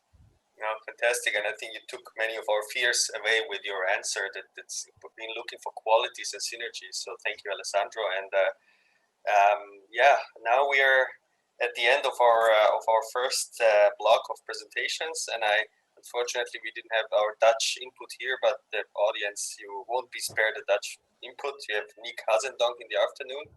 So, but now I give over the word for the second block to my colleague Didier. Yes, thank you, Aris, and thank you, Alessandro, for these closing remarks of this first part, and especially also the question that landscape does not belong to somebody. The landscape is for everybody, and there was also in the chat also from, I think, Michael, the landscape is for all of us. So it's in fact, our role as landscape architects is simply that we should connect. We should connect, and this is also the question and also the mention, was Chris mentioning before, and Stepan also. We are there for connecting and for the in-between and for bringing everybody together. So this is should be the main function of our profession. So, but let's have a look at all the aspects of landscape architecture, and we should start with the first presenter of this afternoon. And it's my pleasure to introduce here Ellen Fetzer, landscape architect, professor at the University of Applied Science of Nürtingen, and also president of ECLAS, the European Council of Landscape Architecture.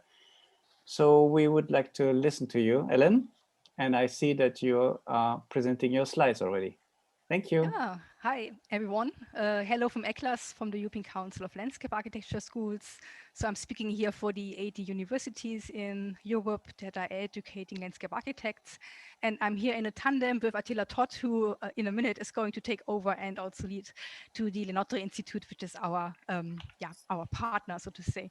So there was a lot of discussion about what is the role of landscape architecture. Of course, we are in charge of educating landscape architects, and there's a constant discussion also at this moment where we are framing the common training framework for landscape architecture. So there's another project going on where we try to discuss this again. And there has been a tuning process on this in the 2000s where we had already discussed it. And this was maybe the outcome of our discussions around 2010. So it's already more than 10 years ago. But I think at least these two statements hold true for quite a long time. So what are the two interdependent core competences of landscape architects? Of course, it's planning, design, and management of our existing landscape situation on the one hand. So we need to be able to transform them, but we also need to understand what landscape is, its social, cultural, ecological dimension in an integrated way. So at that interface, this is where our wonderful education is placed. And I just want to say that, well, it sounds so bold, but of course, when you get into detail and look at what we are doing in our study programs, these two pieces fall into this pomegranate. Maybe it's really many different people doing this day to day with their mindsets, with their experience, and it comes together, I think, in a quite wonderful academic community, which is of course in close cooperation with the professional association and the profession itself. So just in a nutshell, what can actually a study program do here? So we of course I think we have to be humble. It's 3 to 5 years we are dealing with these people, and of course it's an entire lifespan that people are developing to really transform landscapes. It's a very long competence set that needs to mature over time. So I'm not overestimating what education can do, because we have just these small fields in which we can interact. So people are coming in with a background information which they have brought in their biographies. These are the core competences we have defined here. It's about theories, about understanding landscape, about knowing about planning, design, and management, at least the methodical foundations of all these, let's say, the key competences of landscape architecture. Then we are setting a stage for this. So we typically contextualize this in projects at various scales through case studies. So we also look at what is successful already implemented elsewhere. So we learn from that. And of course, we send our students into practice very early on, so they are exposed to that. And through this contextualization, we have this other set of competences, which is about really transforming, to be able to analyze, synthesize, and to create, which is of course the most important thing that we because our core competences is to transform a given situation into a new one. We are not geographers who describe what is, but we envision what might be, and we take care that we get there. But what is maybe missing is, and I think this has been discussed, and this is maybe also a challenge, and this is why I was also a bit provocative in the chat. So where are we now and where should we go? So how do we link actually from all of this wonderful knowledge we have? Of course, we do it in the practice projects, and we have a quite concrete profession we are training to, which is great. But of course, the challenges out there are getting more complex, and there are these core sustainability competences which are out there. It's not an agenda that we have invented. It comes from the United Nations, from UNESCO. There is a long decade decades of education for sustainable development and the global discourse of what these core competences actually comprise. And it's really about understanding systems, about being transformative, about being strategic and having social agency, on entrepreneurial skills and active citizenship. And of course, the question is, where will we get these things also into our programs so that we are getting out of this? And especially we have had a discussion in the chat about what do we do in situations where landscape architecture is not yet where it should be, and where maybe the social awareness is not there, where the political awareness is not there. So here I think we need graduates from our programs which are also able to raise their voice and to raise awareness and to have this transdisciplinary discourse, why it is relevant and why these alternative futures are maybe good choices. So it's about really training them to be also activists and change makers in a different context. So, and I'm not sure if we have this already so adequately in our programs. I think there's development potential. I'm not doubting at all the core competences, but we can make a bit more in that field. And which is why I also have put these questions, which I have, to the new European Bauhaus. So what is the role of education for sustainable development? Can we arrive here at new inspirations? What does learning mean actually regarding all these societal challenges? Can we deliver this actually? And are we ready also for a kind of a deep democratic approach which is needed here, of really accepting all the voices, including the voices from the citizens, to design something new, which is a shared vision and not just a vision we as experts think is the right one. And this might also challenge how we conceive things and conceive also qualities of open spaces and everything else. So maybe the university, which is here in red, a little symbol, needs to move out of their ivory tower into the real thing, which is all around us. There's no need to be really special about it. Just go out of your door and you will find many people who think very differently like you would do. And this is actually what we might confront ourselves with. It might look like this. This is us sitting in our little town here, Nürtingen, discussing with local citizens of what we should be doing in our projects, what they think are actually the issues out there. And we have now a long agenda, which we are working on since 3 or 4 years. And then getting out. Of course, these are pre-corona pictures. I hope we will get back to this situation, really sending the students out into the environments that we serve for, and expose actually what we think are values, and discuss with a diversity of people of what we think alternatives are, make them partners in the visioning, make them and empower them maybe to be part of the change that we would like to see, and make them part in the co-evaluation, not just evaluate ourselves, what we think as experts is relevant. And this way, by really a partnership, I think, with the communities we serve, which we would also, which we should already train in our classrooms. I think we start with the transformation and agency agenda, which I think our graduates and we as landscape architects should also have. And then, of course, not stop with just thinking, also do something, transform something, like we did here, for example, in this small spot, a temporary urban gardening, where something has changed and all of a sudden people also start to think differently, to connect differently by this spatial transformation.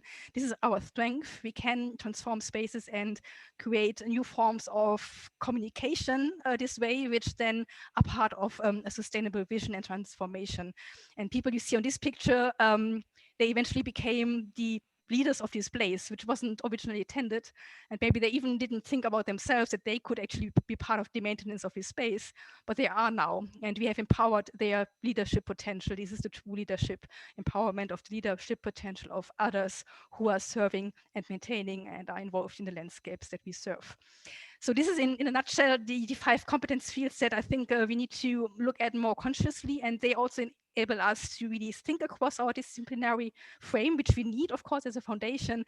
It's about thinking in systems, thinking in futures, thinking in contrasting value schemes. People, it's not just different disciplines, also people out there, they all have different attitudes and values that they come with their mindsets. How we can design and bring these values together in a shared vision. How can we make this a strategic pathway towards an alternative future, which also needs, of course, new collaborations. So this is, I think, the entire set of competences. It has recently been reconfirmed by a global Delphi study. So this is, I think, now not to be debated anymore, that this competence set has to be somehow immersed in our activities. And it's the first thing is that we as educators and teachers embracing this before we can convincingly say that our students should do something like this. And as I said, I don't doubt the core competences that you see here as a topical knowledge. Of course, we know about landscape, about planning design, vegetation, materials design, and in IT. All of this needs to be part in the study program, of course, to make us operational. But then you add this new set of the sustainability competences, and at the end, we might arrive at an integrated problem-solving competence, which might be the ultimate outcome. Yeah, and at that point, I would like to lead over to my colleague Attila, because this is actually the reason why ECLAS has founded the Lenotre Institute, because we think we as landscape architects, we should provide formats, innovative formats where this interdisciplinary, transdisciplinary discourse and envisioning of landscape can actually be trained, can be practiced, can be really site-based and contextualized. And this is why we have this institute. And I would hand over to Attila. I think you want to introduce Didier. No, I'm fine to introduce Attila. Thank you, Ellen. Thank you. Very good. So are we ready? Are we ready? And can we deliver these very nice questions for all of you? So Attila, maybe you can continue with your presentation. Yes. So Attila Toth, chair of the Lenotre Institute, just introduced by Ellen. Thank you for the floor, and also thanks to Ellen for her very energetic speech, because it is very convenient to continue after such a good introduction. I will now share my slides. You should see them already, and full screen as well. You see my full screen, I hope. Excellent. Yes, very good. Okay. So good afternoon, everyone. It's my pleasure to introduce you to the Lenotre Institute, first of all, but mainly to the main format that we are developing, which is the Lenotre Landscape Forum, as Ellen already mentioned. And in these few minutes, I will introduce you into the concept and present you this innovative European event format, which we use for generating shared landscape knowledge, creating shared and joint visions, and doing this all in collaboration. So just a slide to tell you a bit more about what the Lenotre Institute is, who we are, and what is our mission. We aim at an inter and transdisciplinary dialogue on landscape in order to achieve a sustainable transmission of all kinds of landscapes. And our main activities include the already mentioned Lenotre Landscape Forum, but also this is very much joined with the Lenotre Student Competition, which goes always before the forum, and it feeds into the forum, but I will come back to this in a few minutes. And we are also preparing Lenotre lecture series on different topics. This is usually related to specific projects that are going on, for instance, landscape democracy or green infrastructure or sustainable foodscapes and others. And what became one of our core competencies of the Lenotre Institute is that we work also on different projects in strategic partnerships, and we are working on specific issues and challenges in landscape. What we try to do also through the Lenotre Landscape Forum is driving a local dialogue on the landscape, meeting local stakeholders, professionals, local authorities, academics, and students who work together on different challenges and different tasks in the local landscape.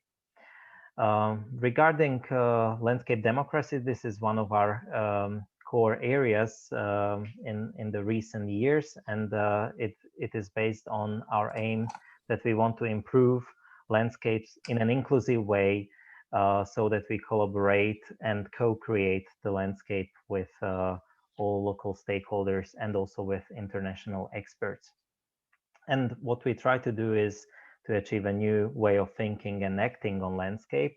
This is also joined with our aim that we don't necessarily talk about landscape architecture only, but we talk always about landscape because we want to attract also other disciplines that deal with the landscape and that have something to say on the landscape. Regarding the bigger picture, our aim is surrounded by the Sustainable Development Goals, the SDGs, which you can see on the left of the slide, and I know that all of you are familiar with this one, and also the European Landscape Convention. So these are the main concepts that we try to integrate in our forums. And now I will focus a little bit more in the coming slides on the Le Nôtre Landscape Forum. This is a slide from a very good forum in Freising in 2017. It is certainly an interactive event that has several parts, and we try to always design it in a way that it is fully covering different experiences of the landscape. So first of all, we always provide keynotes and presentations from local experts and from international experts in the field or in the topic. We try to achieve a very good landscape experience. On the contrary to conferences where you sit most of the time inside, we go out a lot together in order to experience the landscape, to talk about local landscape challenges and issues. And then we do all together workshops where we are trying to envision the landscape of the future. And these are always international and transdisciplinary debates. So we are inviting also other professions and other stakeholders who deal with the landscape or who are actors in the landscape. Here you can see a short overview of our European landscape journey, which is showing you that we have already something behind us. We had we started with a landscape forum in Antalya in Turkey in 2012, and we went on to Zagreb, Croatia in 2019. In Bratislava and Gdansk, we had online forums so far. Gdansk was a kickoff event, but we are planning to have the forum also in October, so you will see shortly. What are the main themes?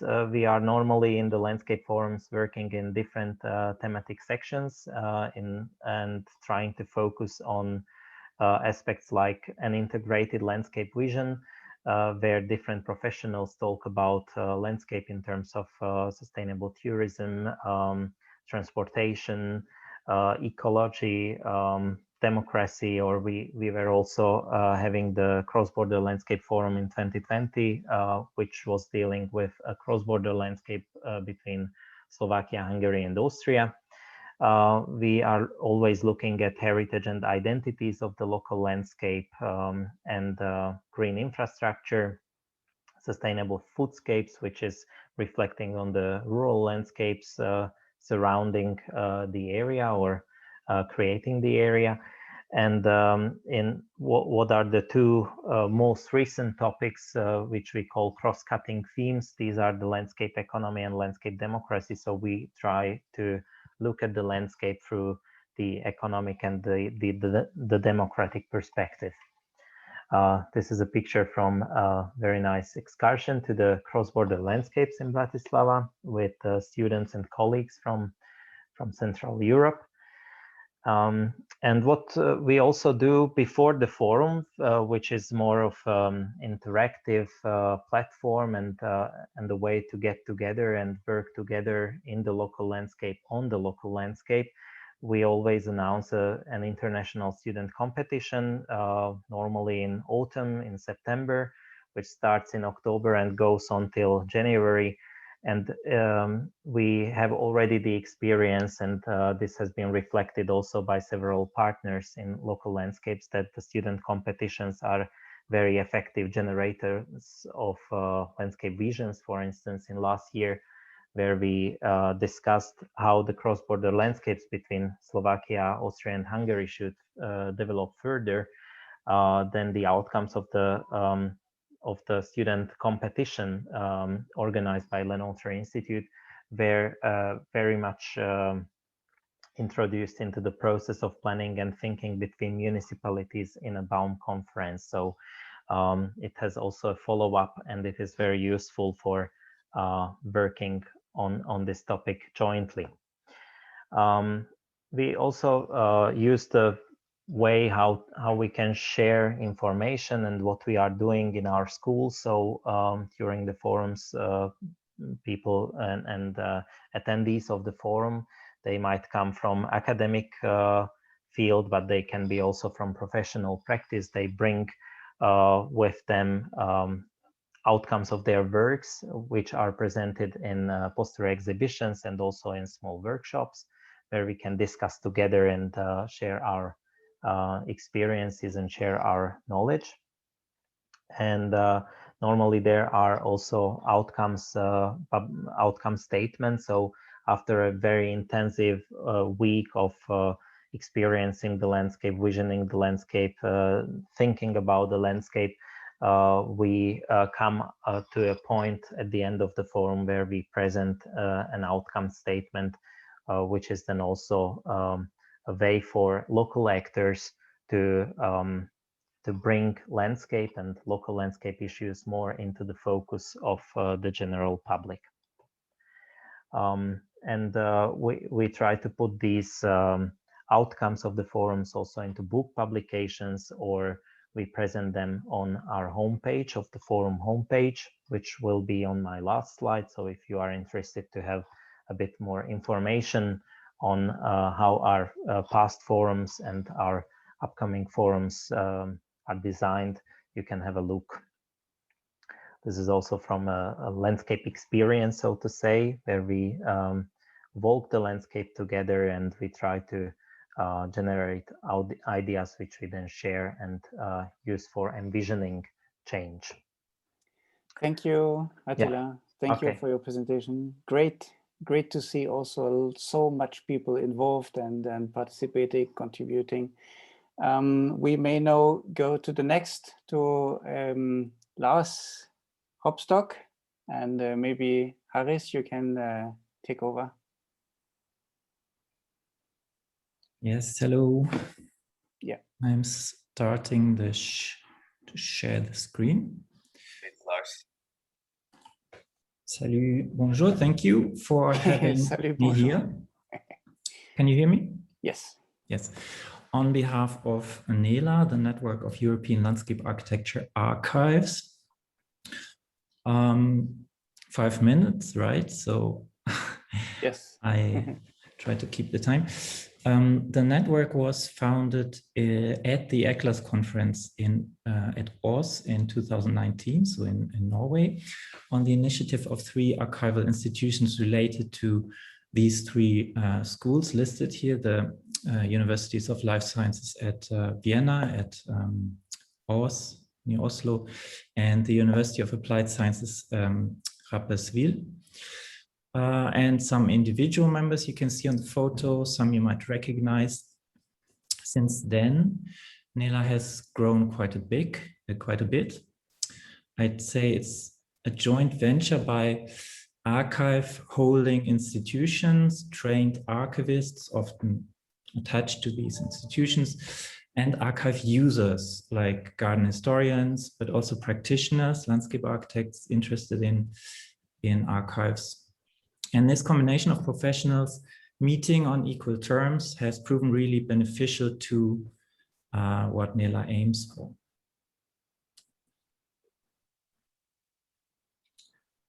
Landscape architecture is here understood in the broadest sense, which reflects the relative openness of NELA's self-conception. Although I must say science-related members are probably in a minority. Member archives hold material from all subdisciplines, from horticulture to landscape studies, for example, also fonts of personalities who contributed to the consolidation of the professional field without being necessarily landscape architects or practitioners. Nela worked out quite a comprehensive mission statement that you can find on the website at BOKU, this interim website, l'archive.at. In it, we stipulate some basic rules in order to try to keep the highest professional standard, and all member institutions adhere to commonly agreed ethics of archiving. Non-commerciality is paramount. Accessibility is a crucial aim, for example, and we really benefit from having trained archivists here who are familiar with these more specific archiving problems as well. This is just one glimpse of into the aspects as defined in the mission statement. Joining members agree on an open information policy amongst the archives and mutual respect for the collections and the integrity of funds, which might be an issue in the context of acquisitions, for example, when specific national heritage is concerned. But this is just an example of an aspect as stipulated in the statement. The aims of the network are really to help practitioners and researchers alike by making collections accessible in the first place. But the higher aim is really to foster an awareness of the historical continuity and the link between past, present, and future with regard to landscapes and gardens. And this is probably something that comes into play when we look at the very much future-oriented new Bauhaus, new European Bauhaus initiative. But on the practical side, Nela offers also exchange on very concrete, even technical experience and knowledge, curation of collections, archiving techniques, etc. Nela is quite an active group, I would say. We're working on raising public awareness by preparing publications, actively sharing experience in the meetings. For example, we have short lectures by archivist members and are compiling a multilingual glossary of archiving terms. A group is working on grant applications to finance physical meetings and initiate joint research. Different projects are being prepared. Being associated with places of higher education, the use of landscape architecture archives in education was one of the central incentives for the foundation. So here's an example from an invited workshop held by Fetzer at the BOKU Vienna some years ago. And this is not merely about studying historical styles, form historical developments or garden styles, but also about learning about all facets of garden culture. This could be simply, for example, the rich plant use that we don't have anymore in this form today, or atmospheric graphic representations of nature, things like this. Raising awareness through exhibitions and workshops. I mentioned this as one activity, and here the institutions and people like Annette Dietze-Schirdewan at Oss have been very active already before the foundation of Nela. And of course, publications, if possible, you all probably know about the sensational find of early MIGA drawings at Rapperswil, which have been published. Now, just two more slides. When I asked myself, what could it mean to relating Nela to a new European Bauhaus, which is so clearly future-oriented, if I understood correctly. So I would say Nela believes that any future perspective needs to connect with the existing, not necessarily the past, but the existing for an understanding of cultural values, not least simply because a great part of our life world, our living environment is or has been shaped in the past, and we're living in it. So an exclusively future-oriented endeavor, I believe, is not completely free of risks, like anything. For example, if we overlook difficult hidden political or social aspects of sometimes popular modes of designing. I'm thinking of the whole blood and soil thinking, so dominant in the past in some modes of designing, let's say. Then connecting with the existing landscape is also about comprehension and appreciation of past artifacts and concepts, and in this it is counteracting in a way wasteful destruction. So the second bullet point would be a plea for care, for maintenance, for reuse. This could be something that archives, that we can learn from archives.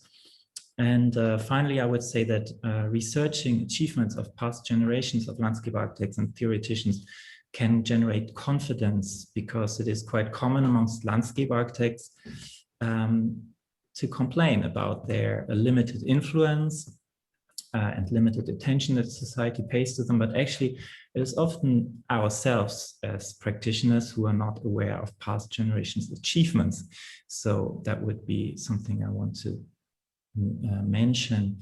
And on a final note, landscape architecture archives embody a link to earlier notions of man-nature relations.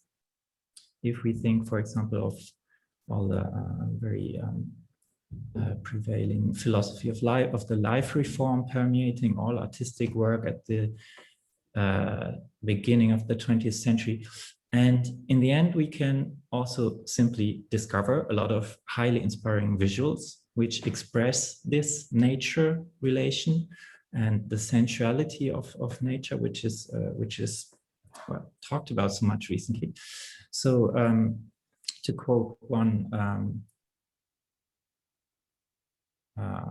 from one paper proposal we recently handed in, archives are needed not only to safeguard and document past achievements, but also to establish a continuity between past, present, and future. Landscape architecture is relevant and it has a history to tell. Thank you.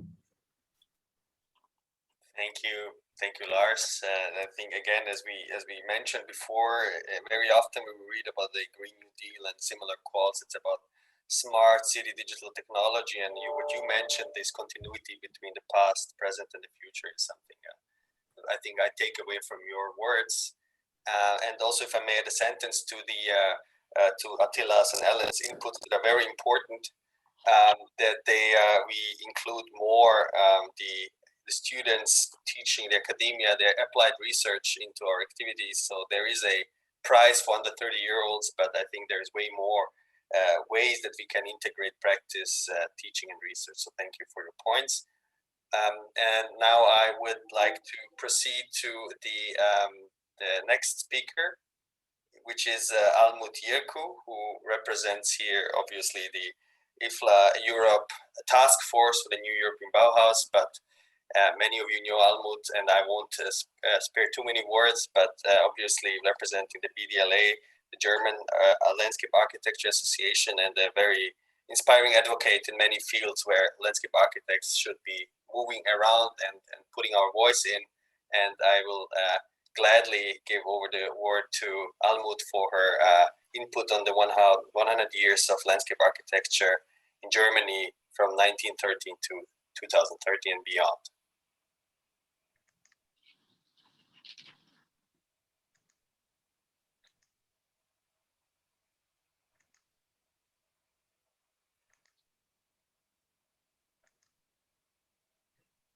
Thank you. Can you see my screen now? Fantastic. Fine. Hello, everybody. I will give a quick overview about an exhibition, 100 Years of Landscape Architecture in Germany, which we made for the jubilee of our federation in 2013.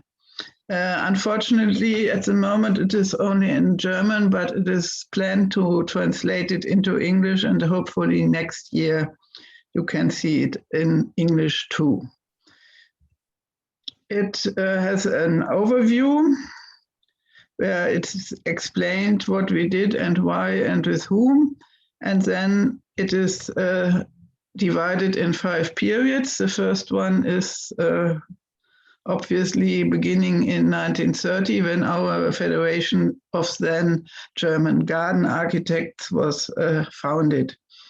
It is very lucky coincidence that the first project we had was finished in 1930, is a new type of parks, the Volkspark. And this was the first one realized in Germany, the Schiller Park. And it was a new approach to parks, leaving the aristocratic and bourgeois parks of the past behind us, and become open for the parks, open for all classes of people, even also the working class, who was before only tolerated, but now their wishes were respected. And what is really new in Germany at the time, that one is allowed to step on the lawn. That was forbidden before.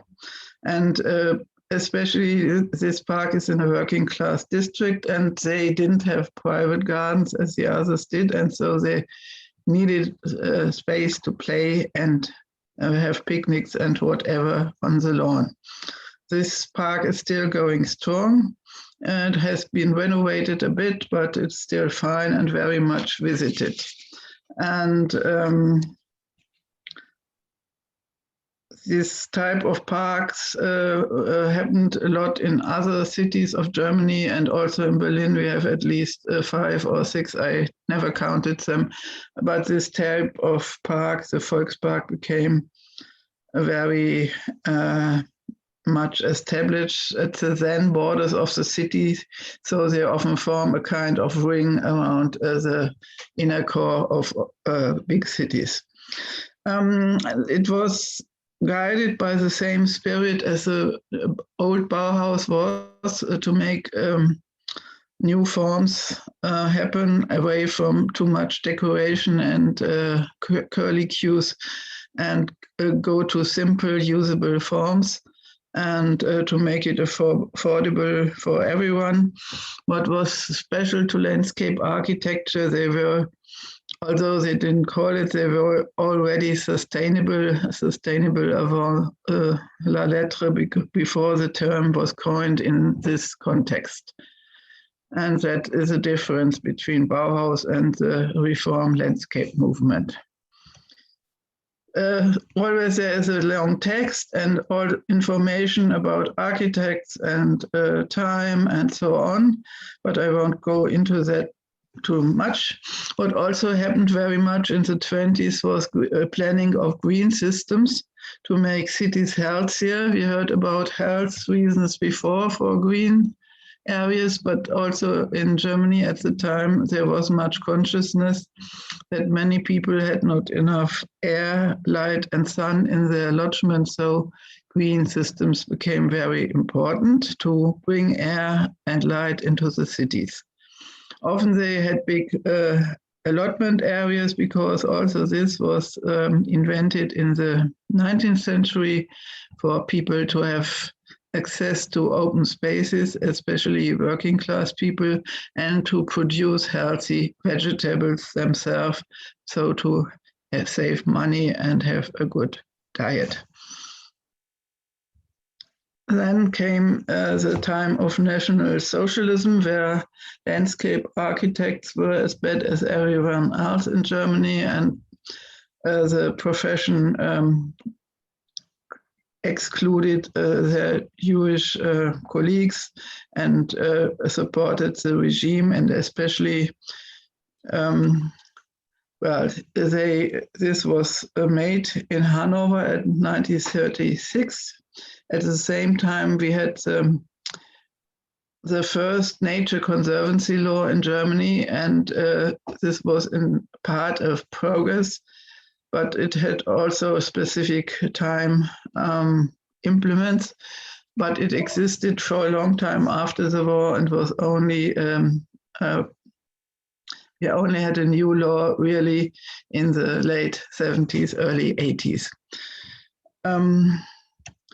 Here, the dark side of landscape architecture comes into view. In the Second World War, there were some leading landscape architects who used their knowledge about landscape and about plant sociology to camouflage military things. And one of these leading people was Heinrich Wiepking-Jürgensmann. He really was into German superiority, but nevertheless, he escaped from the war unscathed and became professor in Hanover at the university in the next period, 45 to 60. We had then the traffic-friendly city, and lots of garden festivals were happening every 2 years. At first, to repair the parks who were bombed in the Second World War. And this Wiepking-Jürgensmann I talked about, he made the first landscape management plan for a whole region, and as a legal plan, which was of course very important to preserve and develop landscape in growing regions, as Göttingen was. Now we come to the period of the division in Germany. And in 1961, we had the first international socialist garden exhibition in Erfurt. And this was the first new park to be built in a city after the war.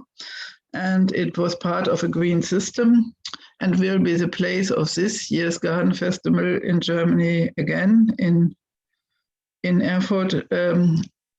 This old park will be restored and new things will added to make the green system even bigger. Also in this year we had a very important book, Landscape Must Be the Law, Landschaft muss das Gesetz werden, by Walter Rosso, who worked together with Matern and Förster before the war and became professor for landscape in Stuttgart.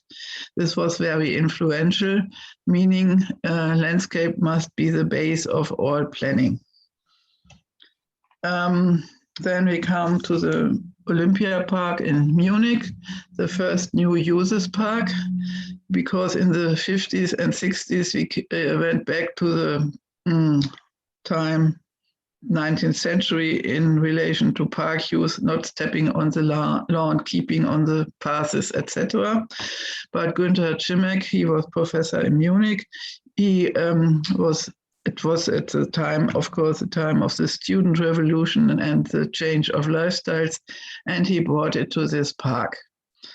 And also it is very people-oriented, and it's also made use of debris from the war to create the hills, and it's still very popular today.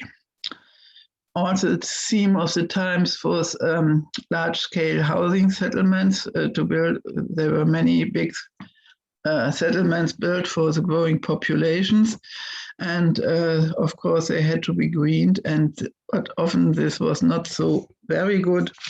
But in this instance, there was a lot of attention paid to the landscape.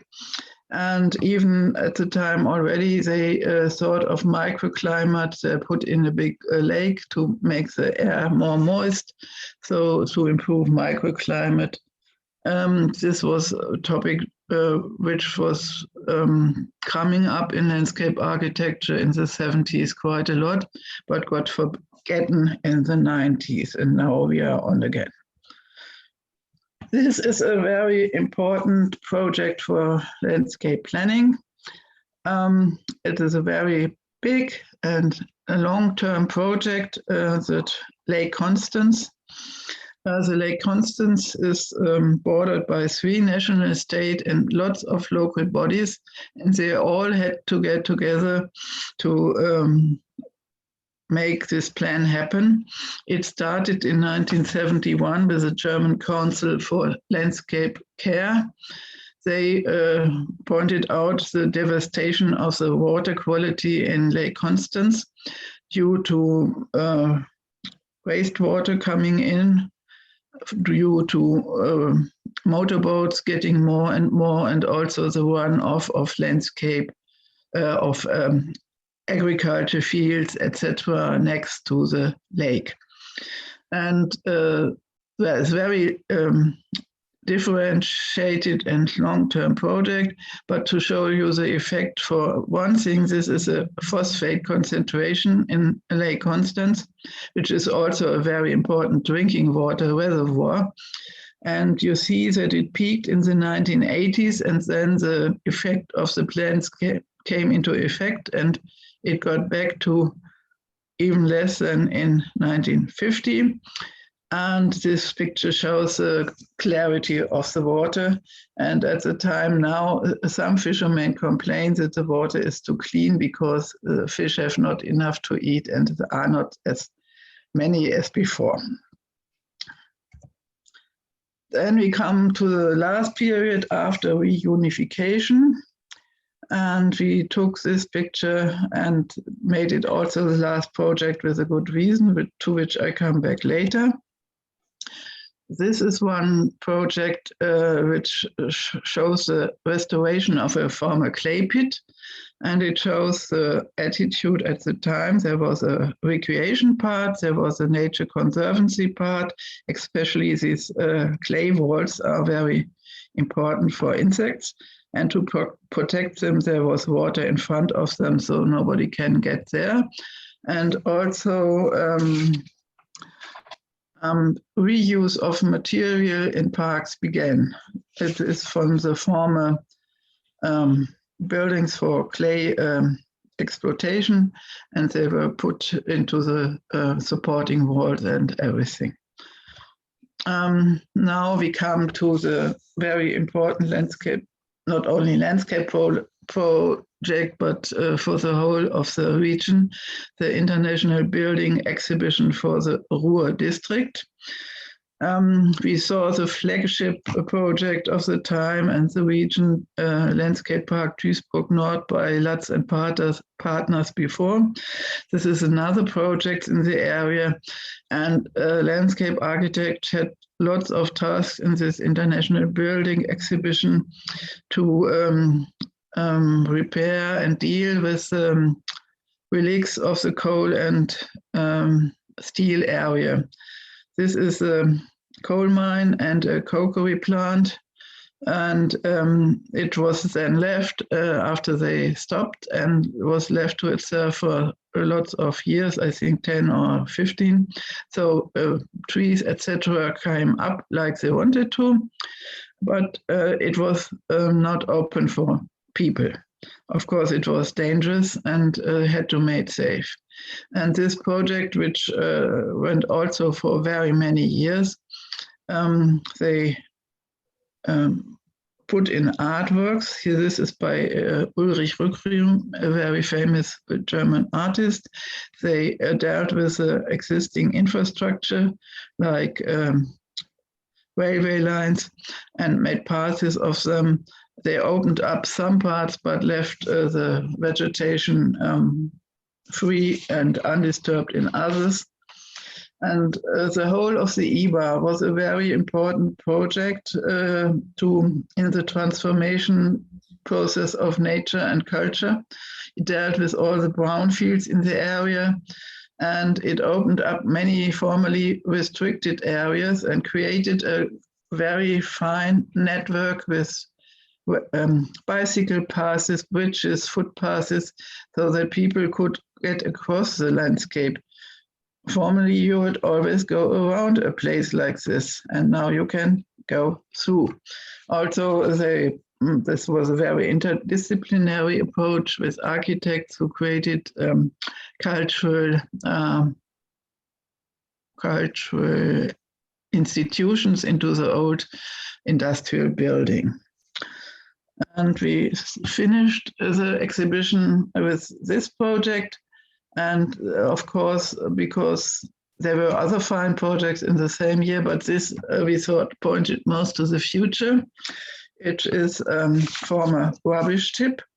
when I worked in Hamburg in the 80s, it was a main problem to be dealt with, and it was very many discussions and nobody found a way. But 30 years later, with the International Building Exhibition in Hamburg, this solution happened. This mountain has to be covered and monitored because dangerous substances leak out. But this was done, and then the park was put up. Well, it's not really a park, it's more a way of access with this round way. Also, it was used for new renewable energies like windmills and solar panels. And also the methane gas, which comes out of the hill still, like in many waste tips, is used for heating. And so what was a big problem is now an asset in the landscape. It contributes to renewable energy, and it is very fine site to walk and have an overview over the whole of Hamburg. So this was the last in our exhibition, and we plan to have to put on something if we reach our next Jubilee in 2023. And the topics we deal with are climate adaptation development plans, integrating renewable energy into landscape, transforming used landscape into beautiful and sustainable places in an inclusive way, which means for me also citizens' participations very much, stormwater management plans, sponge city, planning green-blue infrastructure, planning for biodiversity, developing biotopes. Also here the climate change plays a role because we have to adapt. Upgrading large-scale housing areas by creating better open and green spaces, bettering microclimate, developing and protecting cultural heritage landscape. And just very quickly, this is the former railway station turned into a park, and the planning and building process was very participatory, and even now the finished park is accompanied by a citizens' council which takes care of the management ways. Another one, a former industrial plant, is a big landscape project, but also a community center, and many disciplines had to work together. But the leaders were David Terfrüchte landscape architects, but they involved architects, civil engineer, artists, light planners, and the vegetation planning, sorry for the typing error, was done by here in this former basin by Gross Max and Pete Odolf. A very impressive project where you can see what bad and derelict infrastructure can become. And climate adaptation plans for Berlin. It just shows you what is done. I won't go into details. And also the Plattenbau, the prefabricated large scale, it's an important working field in the eastern part of Germany, but also in the western big settlements. And this was it before, and then it was made into a much greener landscape with much more opportunities to do things, and also with involvement of the citizens, of course, who lived there. Well, thank you very much. Thank you, Almut. This is great. And I understand that it's also a challenge to show 100 years landscape architecture in 10 minutes, right? Sorry, well, didn't quite manage. Yes. And especially also, I like very much the reflections and the questions in the chat, you know, landscape as the basis of all planning and the history of landscape architecture as a profession. So we have a common heritage.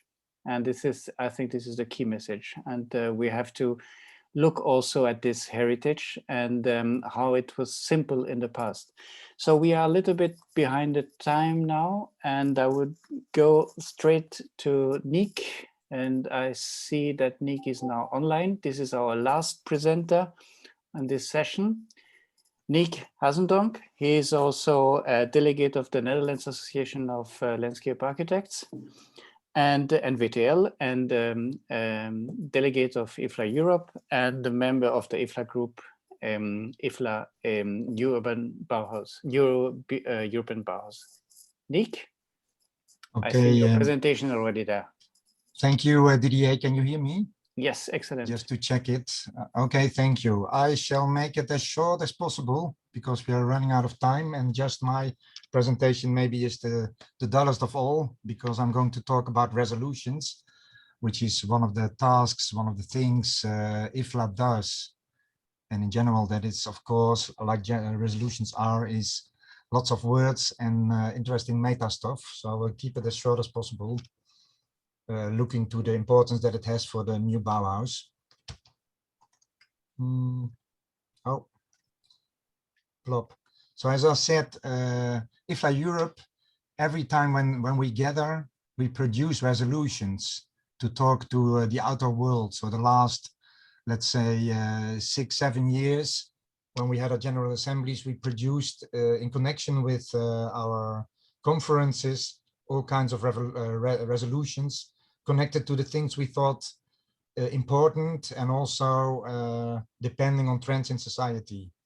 So what I'm going to sketch is that I think that these resolutions, together with the Pechakuchas we did and the yearbooks we make about the Pechakuchas, and even exhibitions we did, is a treasury that could be interesting for the new Bauhaus. So we could bring this into the idea box, into all the questions that the GRC and Bauhaus is asking from us.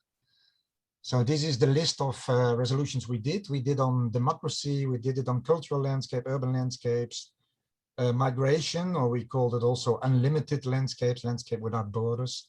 We did a resolution on climate challenge, landscape and shared memories, and landscape as footprints on Earth.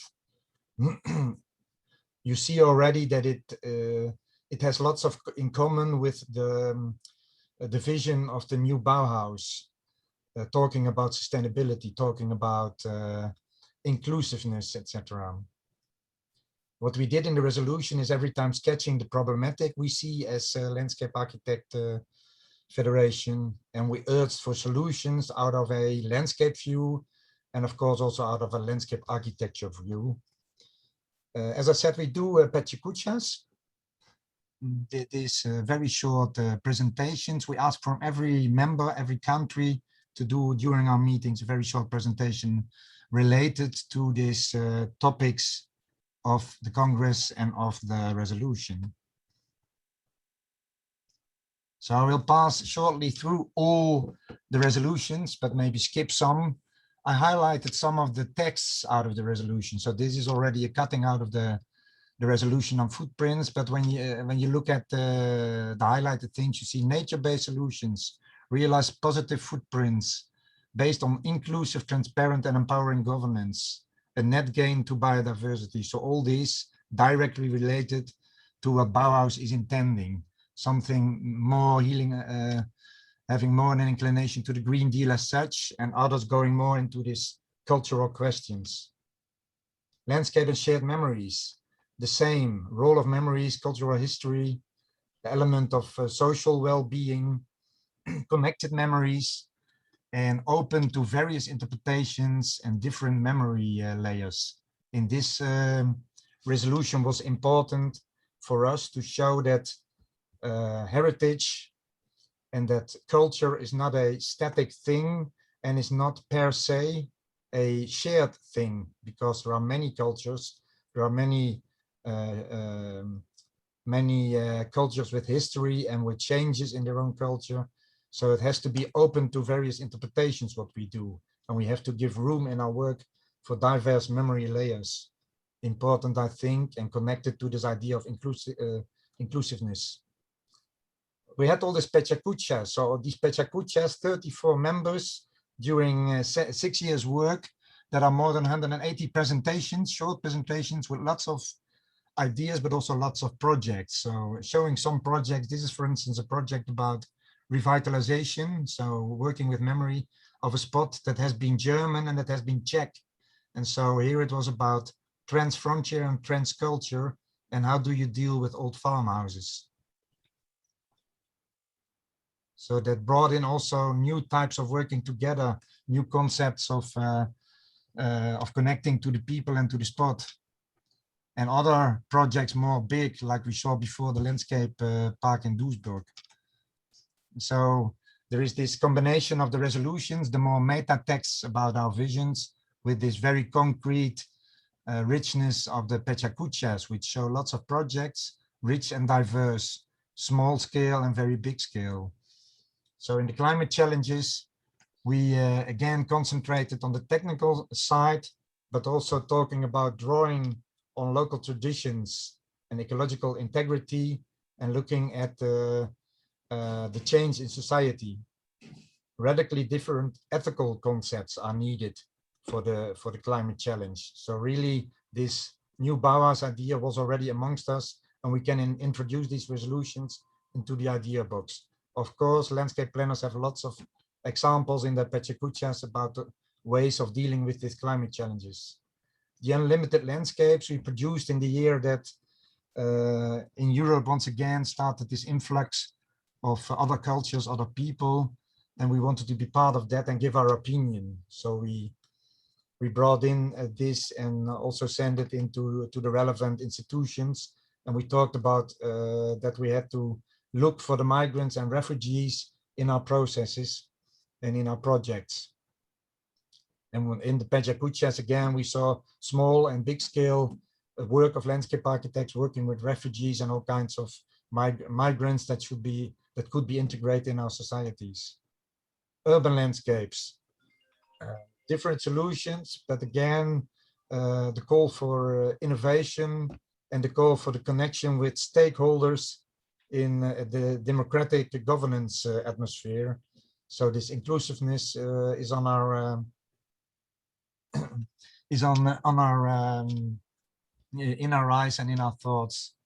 So again, different projects in the Pechacuchas on the different scales, this dealing with urban nature, but also urban nature in the cities. Drawn some conclusions of what are the important scales. Here the conclusion was that you should look also for the smaller scale, the urban courtyards. Then in Lisbon, we talked about cultural landscapes. And of course, when you talk about culture, you have to talk about people and about how to deal with people. Again, different ways of approaching that. The Belgium example of how to work together with citizens and with stakeholders. And also looking, when you talk about cultural and urban landscapes, urbanity and green parks, etc., are not what they were. Today we see different things happening. So what's happening? Swedish in the Pechacucha talked about the power of social media and gathering people in a virtual way in a real space designed by landscapers, but also pop-up parks and pop-up parks that start by Pokemon Go and all this kind of virtual media that are transforming our parks and are transforming, I think, also our way we should deal with the landscapes. Small scale examples which go together with our resolutions. Here an example of when you talk about inclusiveness, designing for handicapped people, for people with special needs. So they have special parks and need special attention in our designs. The very early one was our idea about the landscape democracy. Like others said, we rely a lot on the European Landscape Convention, the definition and the concept of that important document. So here we talked about we have to advocate cultural policies. So we're thinking about the new Bauhaus. So we have to be busy with those collective interests and surpass cultural differences and ensure this plural and collective participation. That's again about inclusiveness. So my conclusion, like I started, our IFLA resolutions, our Pechacuchis, and the exhibitions we did are a big treasure we have as a community, and we should share it with this new Bauhaus movement. And the resolutions touched more or less the same wishes and tendencies as described by the new Bauhaus. So, finalizing with this, we think, let's start. Thank you. Thank you, Nick, and thank you for your very convincing presentation. And I think really that your resolutions should be part of the new European Bauhaus as a kind of, very well thought and very well developed contributions. I know that we have now Timo back in the room, Timo de Rijk. I can see you now. That's good that you join us back. Yeah, and yes, you were as a respondent on the list. Maybe you can also respond immediately now to in the discussion and contribute to the discussion. Yeah, I hope I can. Thank you for the invitation. I missed a couple of lectures, but I heard a few interesting points in the last 3 ones, mainly on historical and archival points. I'm a historian myself. But I was also years professor at Delft University, and I was teaching design students. So I'm from the world of product design, and maybe I have only one remark. So I don't know anything about landscape architecture in the professional sense of the word, I mean. Maybe I have one remark for all of you, or one question, and that is, I'm asking the same thing to product designers. What kind of knowledge, new knowledge, are you building for the future? So, I mean, right now, our professions, you know, both design, product design, or even fashion or landscape architecture, I think we are very enthusiastic that we're asked at the table by Ursula von der Leyen, because our profession finally gets the acknowledgement that it's worthwhile to change the world. So, as in the period of the Bauhaus, we probably are going to think, you know, we are at the steering wheel of the future, and probably you all are. But at the same time, I think you should ask yourself as a discipline, as a designer, as an architect, the knowledge I already have. Am I asked at the table to discuss with the knowledge I already have? Or do we have to develop new kind of knowledge? And of course, it's a rhetorical question. I think we do have to develop new kinds of knowledge. Nick was already hinting to that, you know, all new kind of public spaces are arousing because of the digital world. I mean, many of you were probably trained in the 90s or the early 2000s, and you weren't aware at your school of these kind of things, and now you should be. I mean, I have children in their teens, and this is a completely normal environment for them. So, and that's going to develop, I think. Nobody can look in the future. But I think we should ask ourselves over and over again, what's the knowledge we should have for the future? Because after all, the Bauhaus was a school.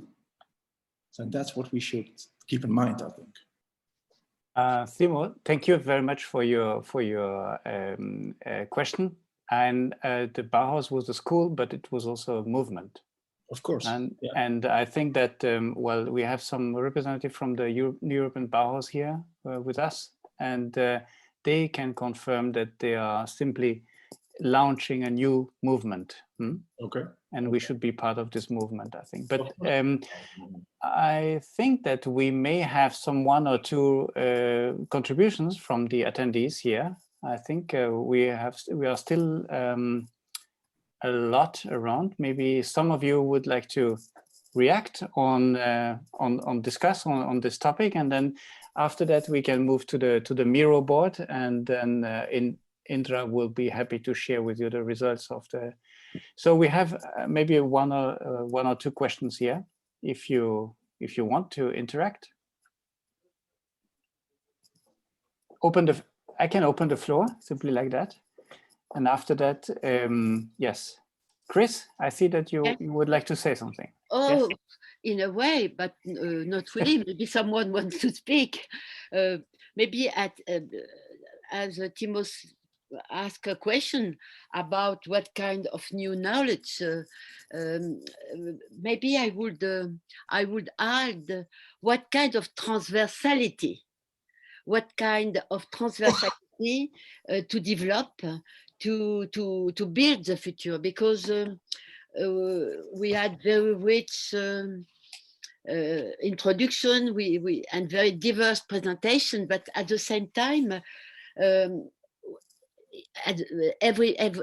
each time the question of transversality was very strong, because how to be in education, how to develop transversality between thinking and acting, how to develop transversality about the figure, about the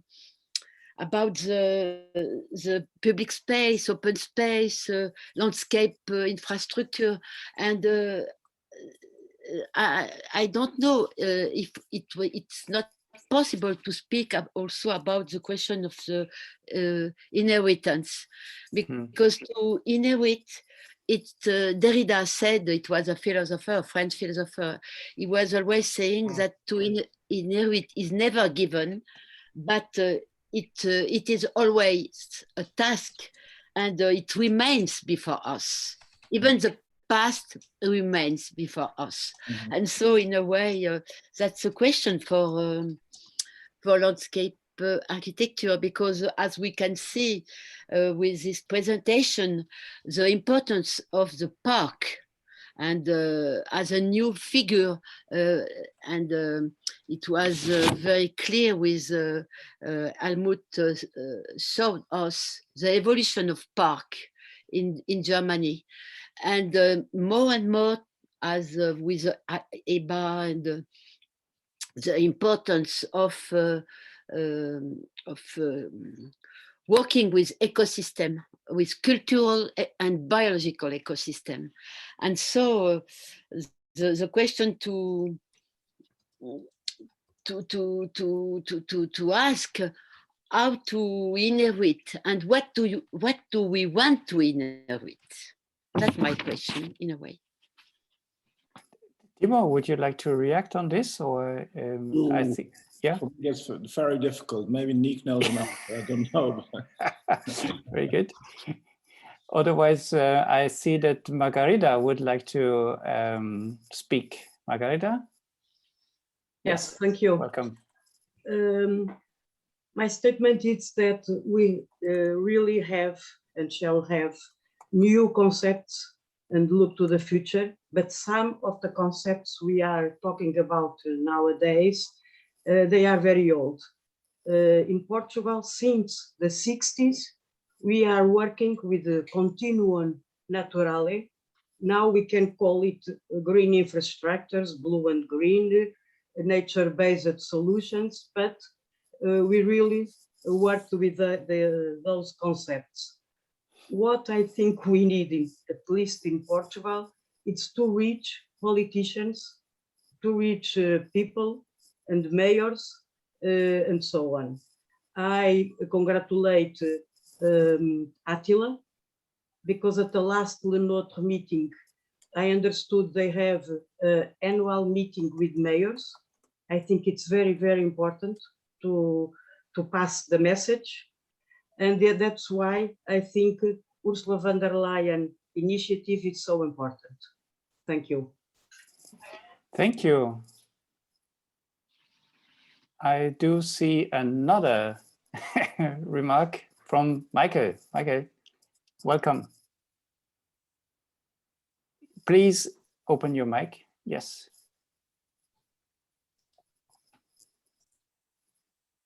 Unmute. Now, can you unmute? Yes, now it's fine.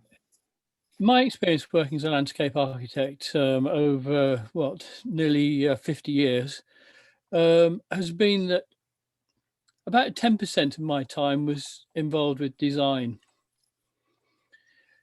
Probably 20% was to do with contract management, dealing with clients, dealing with planning authorities, all that kind of stuff. But 50% of my work was environmental. In fact, when we started a new practice in 1990, we changed our name from landscape architects to landscape architects and environmental consultants.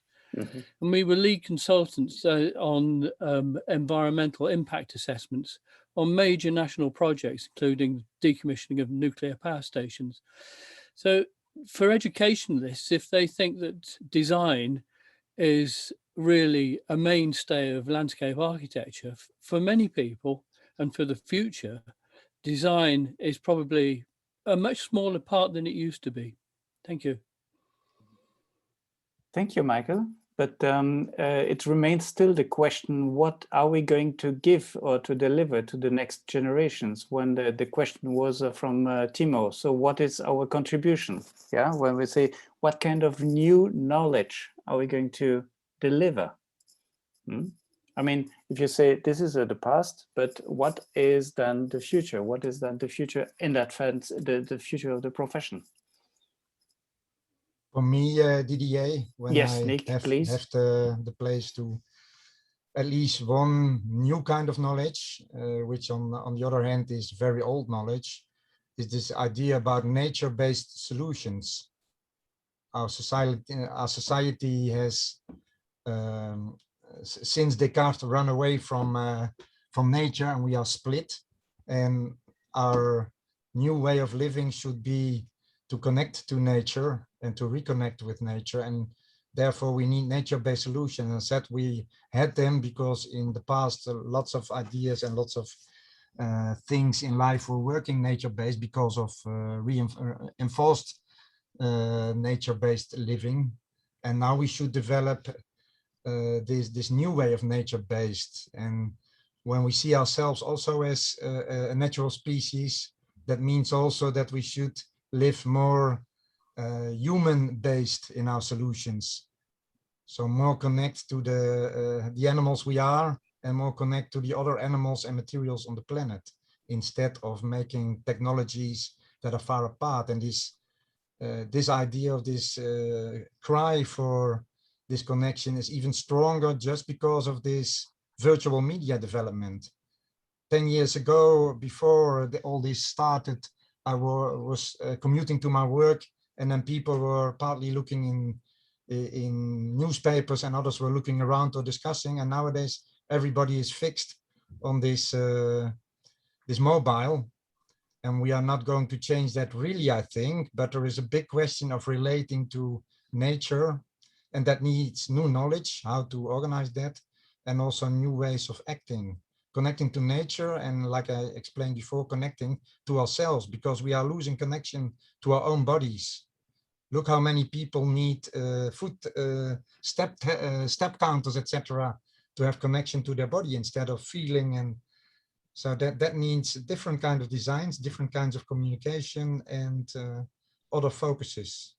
And that's on the scale of our own human bodies, but also on the scale of global Earth. Thank you. Thank you, Nick. But I think it was also one contribution from Kjell just before. He was also mentioning the nature-based design and coming from the past, you know, and going to the future. May I remind you that there is the Miro board, and there are still empty places, so where you can also include your remarks and your questions and contributions. And Indra will be happy to have everything then visible later on when she's going to sum up. Yeah. More contributions, questions. Floor is yours. Design truly overrated. Yes. Japan. Yes. Can I have? Yes, please. Also some answer to Timo's question. That's what was clear in the past presentations. That it's this to really shows how to see landscape and nature and space through the eyes of other people, as this this ability to I see that the new generation of students are much more able to see it in this multicultural way, because every individual, every profession, they bring some other other aspects to see and to understand their environment. And this is essential to communication, and also to show, to do this bridge, no? And it's much more social training and social capacities to do this. And it's not only for landscape architects, but it's also for other professions. We have to help to other professions to be able to do this, and to collaborate with professionals who are able to do this. And even with history, it's the same, because history, it's also way the place it's connected with histories and the observations of somebody else before us, and not only physical heritage, but also this to see their people there that was before us. Very good, very good. Thank you so much, Stefan. If we don't have more remarks or interventions or contributions, I would like to ask Indra to present the results of the Miro. And Indra, this is now up to you. Yes, truly thank you everyone for this these long hours of very deep thoughts, ideas we were sharing with each other. It shows me really diverse professional knowledge, and this richness and diversity in a time and space scale. So truly thank you all. I would still invite you, if you have any ideas or you will have some ideas after this event, so please share them with us. And there was already the future plans agreed for the future collaborations in the chat. So we technically will probably not present you all these Miro boards. I could share just with the ones who haven't have a possibility to go there. But I think it was really fruitful, and we will summarize all your talks as an essence, and summarize everything together, and write a report and upload it to the new European Bauhaus SenseMaker tool. And I truly invite every one of you to consider one project, one activity, one action you are proud of and you believe it's part of new European Bauhaus. Please write this really short part that's necessary for new European Bauhaus to landscape architecture be presented there. Also, we will have meetings with European Commission representatives, and all your inputs will be fed into these meetings and further work. So it's from one side, it's like a closed event, but from other side, it will go and flourish out. So I believe the promises that was given at the beginning by European Commission representative, they will become true. There was a lot of good suggestions and really promising ideas, but we was believing that this 1% of art might be like 1% of landscape architecture horizontally in all policy lines. So yes, I will summarize this as like now, because these summaries of our thoughts are in more like draft stage. And thank you everyone. Thank you every presenter. Thank you respondents. And if you have any something you haven't said yet, so still floor is open. Didier can and Haris might try to manage all our continuing conversation. And yes, Ellen, welcome. I will give the word to you. Thank you also. I already wrote in the chat, my question would be, how are we continue bringing the voice of these various landscape people, being it IFLA, ECLAS, European Landscape Convention. I mean, there's all sorts of good people around in different organizations. Can we bring them together somehow to have a continuous voice on the new European Bauhaus process? And I would be happy to have a co-design session on that as well at some point.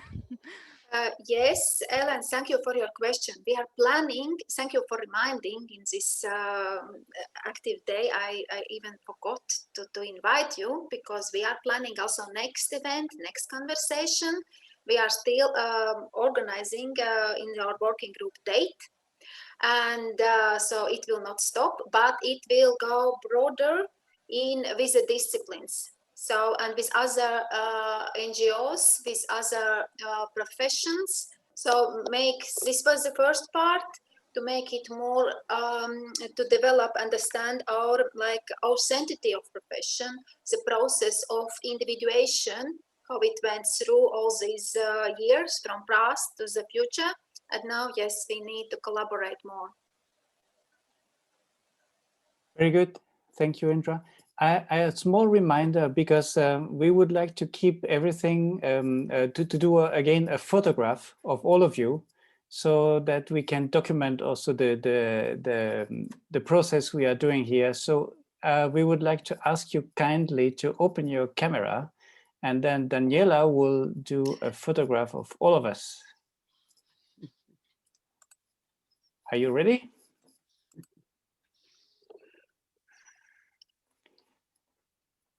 Very nice. Daniela? It's done, I think. I have 3 pages of participants, so give me 2 more seconds to take the picture of them all. Now page 2.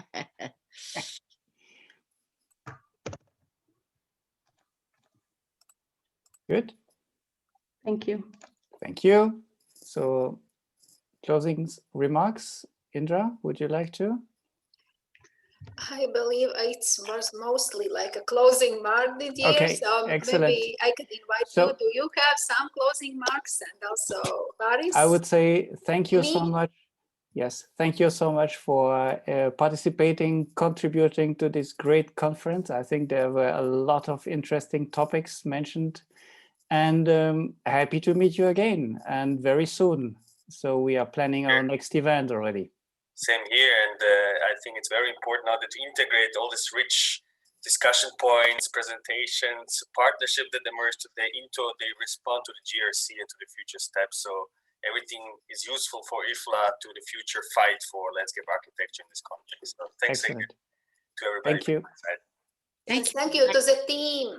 Thank because you. we have a great team who was in the back to support and organize event. So thank you all team. Thank you. See you soon. See you Can soon. I also thank Lorenzo from Bye. the Joint Research Center, who was with us this whole time. I hope you will take a message back to the Joint Research Center, and that we will help you co-design. Thank you. Thank you. Thank you all. Daniela. Thank you for organizing this event. It was amazing. Thank you.